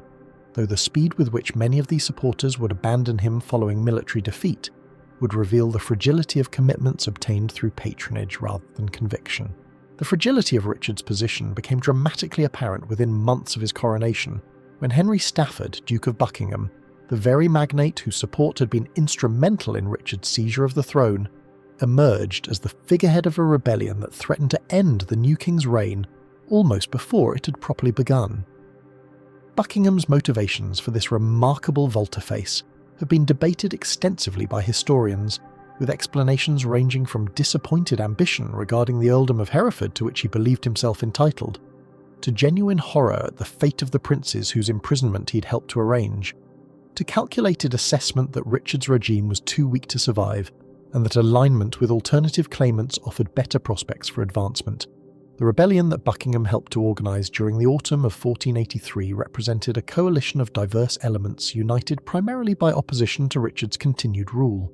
including Woodville supporters who had never accepted the legitimacy of his accession, former household servants of Edward IV who felt their positions threatened by the new regime, and partisans of the Lancastrian cause who saw in the general instability an opportunity to advance their own candidate for the throne. The figure around whom this disparate coalition increasingly coalesced was Henry Tudor, Earl of Richmond, whose claim to the throne combined the attenuated Lancastrian inheritance he derived through his mother Margaret Beaufort, with the promise of reconciliation between the warring factions that his proposed marriage to Elizabeth of York would represent. Henry Tudor's position as a potential claimant to the English throne had developed gradually over the preceding years from what had originally seemed a decidedly marginal standing in the succession. His descent from John of Gaunt through the Beaufort line provided Lancastrian credentials, though the legitimacy of this descent was complicated by the circumstances of the Beaufort's birth and the subsequent restrictions placed upon their right to inherit the crown. His mother, Margaret Beaufort, a figure of formidable intelligence and political acumen, had worked tirelessly to advance her son's interests throughout the changing political circumstances of the preceding decades, navigating the dangerous waters of court politics with a combination of caution and determination that would ultimately prove successful. The years of exile that Henry had spent in Brittany, first as a fugitive from Yorkist authority, and subsequently as a potential asset in Duke Francis II's complex diplomatic relationship with England, had provided both protection and constraint, keeping him safe from Edward IV's efforts to secure his person while limiting his ability to build independent political connections within England itself. The rebellion of October 1483 brought Henry Tudor's candidacy to the forefront of opposition to Richard III, transforming him from a distant exile into the focus of active conspiracy. The coordination between risings in various parts of southern and western England and Henry's planned invasion from Brittany represented an ambitious scheme that required careful timing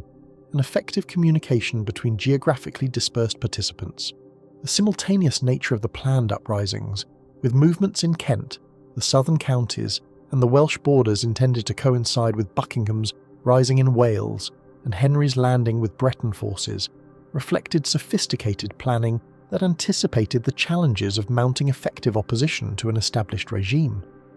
The execution of these plans, however, proved far less successful than their conception, as the various elements of the conspiracy failed to coordinate effectively, and Richard's government responded with unexpected vigour to the emerging threats. Buckingham's march from Wales toward England, intended to link his forces with other rebel contingents and to provide the military strength necessary to challenge Richard's authority directly, was disrupted by flooding of the Severn and by the desertion of many of his followers, who proved unwilling to support what increasingly appeared to be a failing enterprise. The Duke's capture and subsequent execution at Salisbury on November 2nd, 1483, without the trial that his rank would normally have commanded, demonstrated both Richard's determination to suppress opposition ruthlessly and his recognition that the rebellion represented a fundamental challenge to his regime that required decisive response. The other risings that had been intended to support Buckingham's movement collapsed in his absence, with many of the participants fleeing into exile rather than face the consequences of their failed conspiracy. Henry Tudor's attempted invasion fared no better than the domestic elements of the rebellion, as storms scattered his small fleet and prevented the coordinated landing that the conspiracy's success required. The ships that reached the English coast found harbours defended by forces loyal to Richard, and the news of Buckingham's failure eliminated any prospect of successful operations without support from domestic allies. Henry's decision to withdraw his fleet to Brittany rather than attempt a landing under these unfavourable circumstances demonstrated the prudent calculation that would characterise his approach to the extended campaign for the throne that lay ahead. The failure of the October 1483 rebellion did not end the threat to Richard's position, but merely postponed its realisation, as the exile community that gathered around Henry Tudor in Brittany, and subsequently in France, included many experienced soldiers and political operators who would provide the nucleus for future attempts. The transformation of Henry Tudor's status from improbable exile to serious contender for the English throne was formalised at a ceremony held in Rennes Cathedral on Christmas Day 1483, when Henry publicly pledged to marry Elizabeth of York following his successful acquisition of the crown, thereby uniting the Lancastrian and Yorkist claims in a manner designed to attract support from both traditional factions. This pledge represented a sophisticated political strategy that addressed the principal weakness of Henry's position, namely the tenuousness of his own hereditary claim, by supplementing it with the legitimacy that marriage to Edward IV's eldest daughter would provide. The ceremony at Rennes transformed Henry's exile community into something resembling a court in waiting, with structures of precedence and expectation that anticipated the regime they hoped to establish following successful invasion. Richard III's response to the continuing threat posed by Henry Tudor and his supporters combined military preparation with diplomatic initiatives designed to isolate the exile community from its continental protectors. The negotiations that Richard's agents conducted with Duke Francis II of Brittany during 1484, which came close to securing Henry Tudor's delivery into English custody, demonstrated both the vulnerability of the exile's position and the effectiveness of Richard's diplomatic pressure. Henry's narrow escape to France, facilitated by warning from sympathisers within the Breton government, transferred his base of operations to a more powerful protector whose interests in weakening England provided stronger incentives for supporting Tudor's enterprise. The French Regency government that controlled policy during Charles VIII's minority recognised in Henry Tudor's claim an instrument for distracting English attention from French affairs and for potentially installing a grateful monarch on the English throne. The domestic challenges that Richard III faced during the final year and a half of his reign extended beyond the external threat posed by Henry Tudor to include the persistent difficulties of establishing stable authority over a kingdom whose political community remained divided regarding the legitimacy of his succession. The death of Richard's only legitimate son Edward in April 1484 eliminated the prospect of dynastic continuity that might have consolidated support for his regime, leaving succession uncertain and providing ammunition for those who interpreted the loss as divine judgment upon Richard's usurpation. The subsequent death of Queen Anne in March 1485, amid rumours that Richard himself had poisoned her in order to clear the way for marriage to his niece Elizabeth of York, further damaged his reputation regardless of the truth of these allegations. Richard's public denial of any intention to marry his niece, delivered before the mayor and citizens of London, represents one of the few occasions when a medieval English king felt compelled to respond directly to rumours circulating among his subjects. The preparation of Henry Tudor's invasion force during the spring and summer of 1485 proceeded under French sponsorship, with financial support, ships, and experienced soldiers provided by the Regency government in addition to the English and Welsh exiles who formed the core of Henry's following. The force that assembled at the mouth of the Seine during July 1485 numbered approximately 2,000 men, a modest army that would require substantial reinforcement from English and Welsh supporters following landing if it were to challenge Richard's military resources effectively. The decision to land in Wales, where Henry's descent from Welsh nobility through his father Edmund Tudor provided potential appeal to local sentiment, and where Richard's authority was less firmly established than in much of England, reflected careful assessment of where support might most readily be obtained. The landing at Mill Bay near Milford Haven on August 7, 1485, initiated a campaign that would determine the outcome of the dynastic struggles that had convulsed England for 3 decades. The march through Wales that followed Henry's landing produced mixed results, with some local gentry providing support while others maintained cautious neutrality, pending the outcome of the inevitable confrontation with Richard's forces. The behaviour of Rhys ap Thomas, the most powerful Welsh magnate, illustrated the calculations that confronted those whose support Henry sought. as Rhys apparently delayed commitment until he could better assess the invasion's prospects before ultimately providing the substantial reinforcement that his following represented. Richard III's response to news of Henry's landing demonstrated both the military efficiency that his reign had developed and the political uncertainties that continued to plague his position. The summoning of loyal magnates to join the king's forces at Leicester produced responses that range from prompt compliance to studied delay to outright refusal, as the nobility assessed where their interests lay and whether Richard's cause was worth risking their positions to support. The forces that gathered under Richard's command during the second week of August included substantial numbers of experienced soldiers and the military resources appropriate to royal authority, but the reliability of several contingents remained questionable. The Earl of Northumberland, whose control of northern military power made his support essential to Richard's prospects, would prove notably reluctant to commit his forces when battle was actually joined. Thomas Stanley and his brother William, whose vast territorial influence in the northwest made their participation potentially decisive, maintained ambiguous positions that kept both sides uncertain of their ultimate intentions. The armies that converged on the Leicestershire countryside during the third week of August 1485 represented the final military confrontation between the Yorkist monarchy and its challengers, though the forces involved were modest by comparison with the great battles of the preceding decades. Richard's army, estimated at between 8,000 and 12,000 men depending upon which contingents are included, significantly outnumbered Henry's force of perhaps 5,000, though the effective strength of Richard's host depended critically upon the behaviour of commanders whose loyalty remained uncertain. The Stanley forces, comprising several thousand additional soldiers who positioned themselves apart from either main army, represented the margin that might determine the battle's outcome if they could be induced to commit to either side. The Battle of Bosworth Field, fought on August 22, 1485, in the area around Ambion Hill, some 12 miles west of Leicester, brought the extended conflict between Lancaster and York to its definitive conclusion through a combination of military action and political betrayal that reflected the accumulated tensions of the preceding decades. The precise topography of the battlefield has been extensively debated by historians, with recent archaeological discoveries including the identification of cannonballs and other artifacts, suggesting that the main fighting may have occurred in somewhat different locations than traditional accounts indicated. The general course of the engagement, however, saw Richard's forces deployed on favourable ground, while Henry's smaller army approached from the south and west, with the Stanley contingents maintaining their positions on the flanks, uncommitted to either side despite Richard's demands for their participation and his retention of Lord Stanley's son as hostage for his father's loyalty. The initial exchanges of the battle favoured Richard's larger force, as his artillery and archers inflicted casualties on Henry's advancing troops, while the expected reinforcement from the Stanleys failed to materialise. The decision that Richard made as the battle developed to lead a cavalry charge directly toward Henry Tudor's position with the intention of killing or capturing the enemy commander and thereby ending the contest at a single stroke,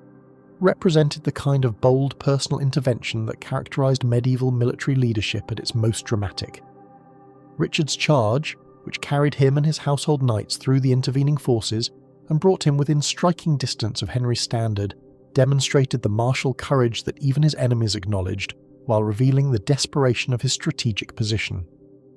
The intervention of the Stanley forces at the critical moment of Richard's charge transformed what might have been a decisive stroke into a catastrophic defeat. William Stanley's commitment of his contingent against Richard's exposed cavalry, at the moment when the king was most vulnerable and his household knights most heavily engaged, overwhelmed the royal force and brought Richard himself to ground.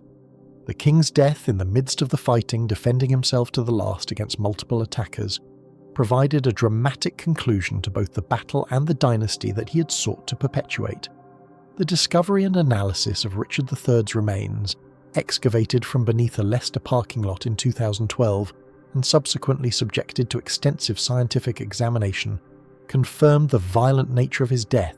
with wounds to the skull consistent with bladed weapons and additional injuries inflicted after death that reflected the treatment of his body by his victors. The aftermath of Bosworth saw the immediate assertion of Henry Tudor's claim to the throne, with the crown that Richard had worn into battle symbolically placed upon Henry's head, on the battlefield itself according to traditional accounts. The new king's entry into London and his subsequent coronation on October 30th, 1485, established the Tudor dynasty that would rule England for more than a century, though the security of Henry's position would require years of effort to consolidate. The marriage to Elizabeth of York that Henry had promised at Rennes was delayed until January 1486, a postponement that reflected Henry's determination to establish that his claim to the throne rested upon conquest and hereditary right, rather than upon marriage to the Yorkist heiress. The union of the white rose and the red in the Tudor rose symbolised the reconciliation of the warring factions that Henry's accession purported to achieve, though the persistence of Yorkist pretenders and the challenges they would pose during the early years of Henry's reign demonstrated that the settlement of 1485 was more fragile than Tudor propaganda would later suggest. The Parliament that Henry VII summoned following his coronation addressed the constitutional and legal consequences of the preceding years of conflict through measures designed to establish the legitimacy of the new regime while condemning those who had opposed it. The act that confirmed Henry's title to the throne avoided detailed enumeration of the hereditary claims upon which it rested, preferring the ambiguous assertion that he possessed the crown by right of inheritance and by the judgment of God as demonstrated in battle. The attainders pronounced against Richard III and his principal supporters transferred substantial properties to the crown, while punishing those who had maintained loyalty to the defeated king. The reversal of the act by which Edward IV's children had been declared illegitimate restored Elizabeth of York to her status as daughter of a legitimate king, thereby enhancing the position of any children she might bear to her new husband. The resolution achieved at Bosworth, and confirmed by subsequent political and legal measures, brought to conclusion 3 decades of intermittent civil conflict that had transformed English political culture and consumed the lives of substantial numbers of the kingdom's nobility. The dynastic competition between Lancaster and York that had originated in the political failures of Henry VI's reign and had been sustained by the determination of successive claimants to assert their hereditary rights terminated with the establishment of a new dynasty whose claim combined elements of both traditions while depending ultimately upon the demonstrated ability to seize and hold power. The institutional developments that had occurred during the years of conflict, including the enhanced role of Parliament in legitimising and delegitimising successive regimes, and the elaboration of propaganda techniques designed to shape popular understanding of political events, would influence English governance for generations to come. The human costs of the Wars of the Roses, measured in the deaths of kings, princes, nobles and common soldiers, in the destruction of families and the disruption of communities, in the accumulated grievances and hatreds that the extended conflict had generated, represented a burden that the Tudor settlement could address but not entirely erase. The disappearance of the princes in the Tower, never satisfactorily explained despite centuries of investigation and speculation, remained as an enduring mystery that symbolised the moral compromises and ruthless calculations that the pursuit of royal power had demanded. The concentration of authority that Henry VII would achieve during his reign, building governmental institutions capable of controlling the nobility and extracting resources from the kingdom without the constant need for military confrontation, represented one response to the instabilities that had made the preceding decades so destructive. The transformation of England from a kingdom whose politics were dominated by aristocratic faction and dynastic competition into a more centralised monarchy, capable of projecting authority throughout the realm, proceeded gradually during the Tudor era, building upon foundations that the experience of civil war had helped to establish. The memory of the Wars of the Roses would serve subsequent generations as a cautionary tale about the consequences of disputed succession and aristocratic autonomy, providing justification for Tudor efforts to concentrate power and eliminate potential challenges to royal authority. The historiographical tradition that emerged during the Tudor period, exemplified in works that portrayed Richard III as a monstrous tyrant whose crimes justified his overthrow, reflected the new dynasty's need to legitimate its acquisition of power through the demonisation of those it had displaced. The wars that had begun with the breakdown of Henry VI's government and the assertion of Richard of York's claim to participate in its direction concluded with the establishment of a dynasty whose founder possessed far weaker hereditary credentials than many of those who had perished during the preceding conflicts. Henry Tudor's success demonstrated that the crown could be won through a combination of military force, foreign support, political calculation, and the failure of established authority to maintain the loyalty of those whose support was essential for its survival. the lesson that subsequent English history would draw from this demonstration, that legitimacy derived ultimately from effective rule rather than from hereditary right alone, would influence constitutional development in ways that the participants in the 15th century conflicts could not have anticipated. The fields of St Albans and Towton, of Barnet and Tewkesbury, of Bosworth and the other engagements that punctuated the decades of dynastic competition had witnessed the demonstration that English political order depended upon continuous negotiation between royal authority and aristocratic power, and that the failure of such negotiation carried consequences measured in blood and devastation. The houses of Lancaster and York, whose competition for the throne had provided the organising framework for these conflicts, merged through the Tudor settlement into a single dynasty whose survival would depend upon the successful management of the political challenges that remained. The extraordinary violence that had characterised English politics between 1455 and 1485 gave way to more stable arrangements, though the potential for renewed conflict would persist so long as alternative claimants to the throne survived and foreign powers remained interested in exploiting English divisions. The kingdom that emerged from the Wars of the Roses carried within its institutions and its political culture the accumulated lessons of 3 decades during which the fundamental questions of English governance had been contested through force of arms. The parliamentary procedures that had been employed to legitimate successive regimes, the propaganda techniques that had been developed to shape understanding of political events, the administrative mechanisms that had been refined for the mobilization of military resources, all represented inheritances that would shape English development in the centuries that followed. The Tudor Rose, combining the white of York and the red of Lancaster in a symbol of reconciliation and renewal, expressed aspirations for unity that the extended experience of civil conflict had made seem both precious and precarious. The settlement achieved at Bosworth had established a framework within which English political life could proceed without constant recourse to armed confrontation, creating possibilities for the cultural and economic development that the Tudor era would witness, while never entirely eliminating the potential for the violence that lay beneath the surface of political order.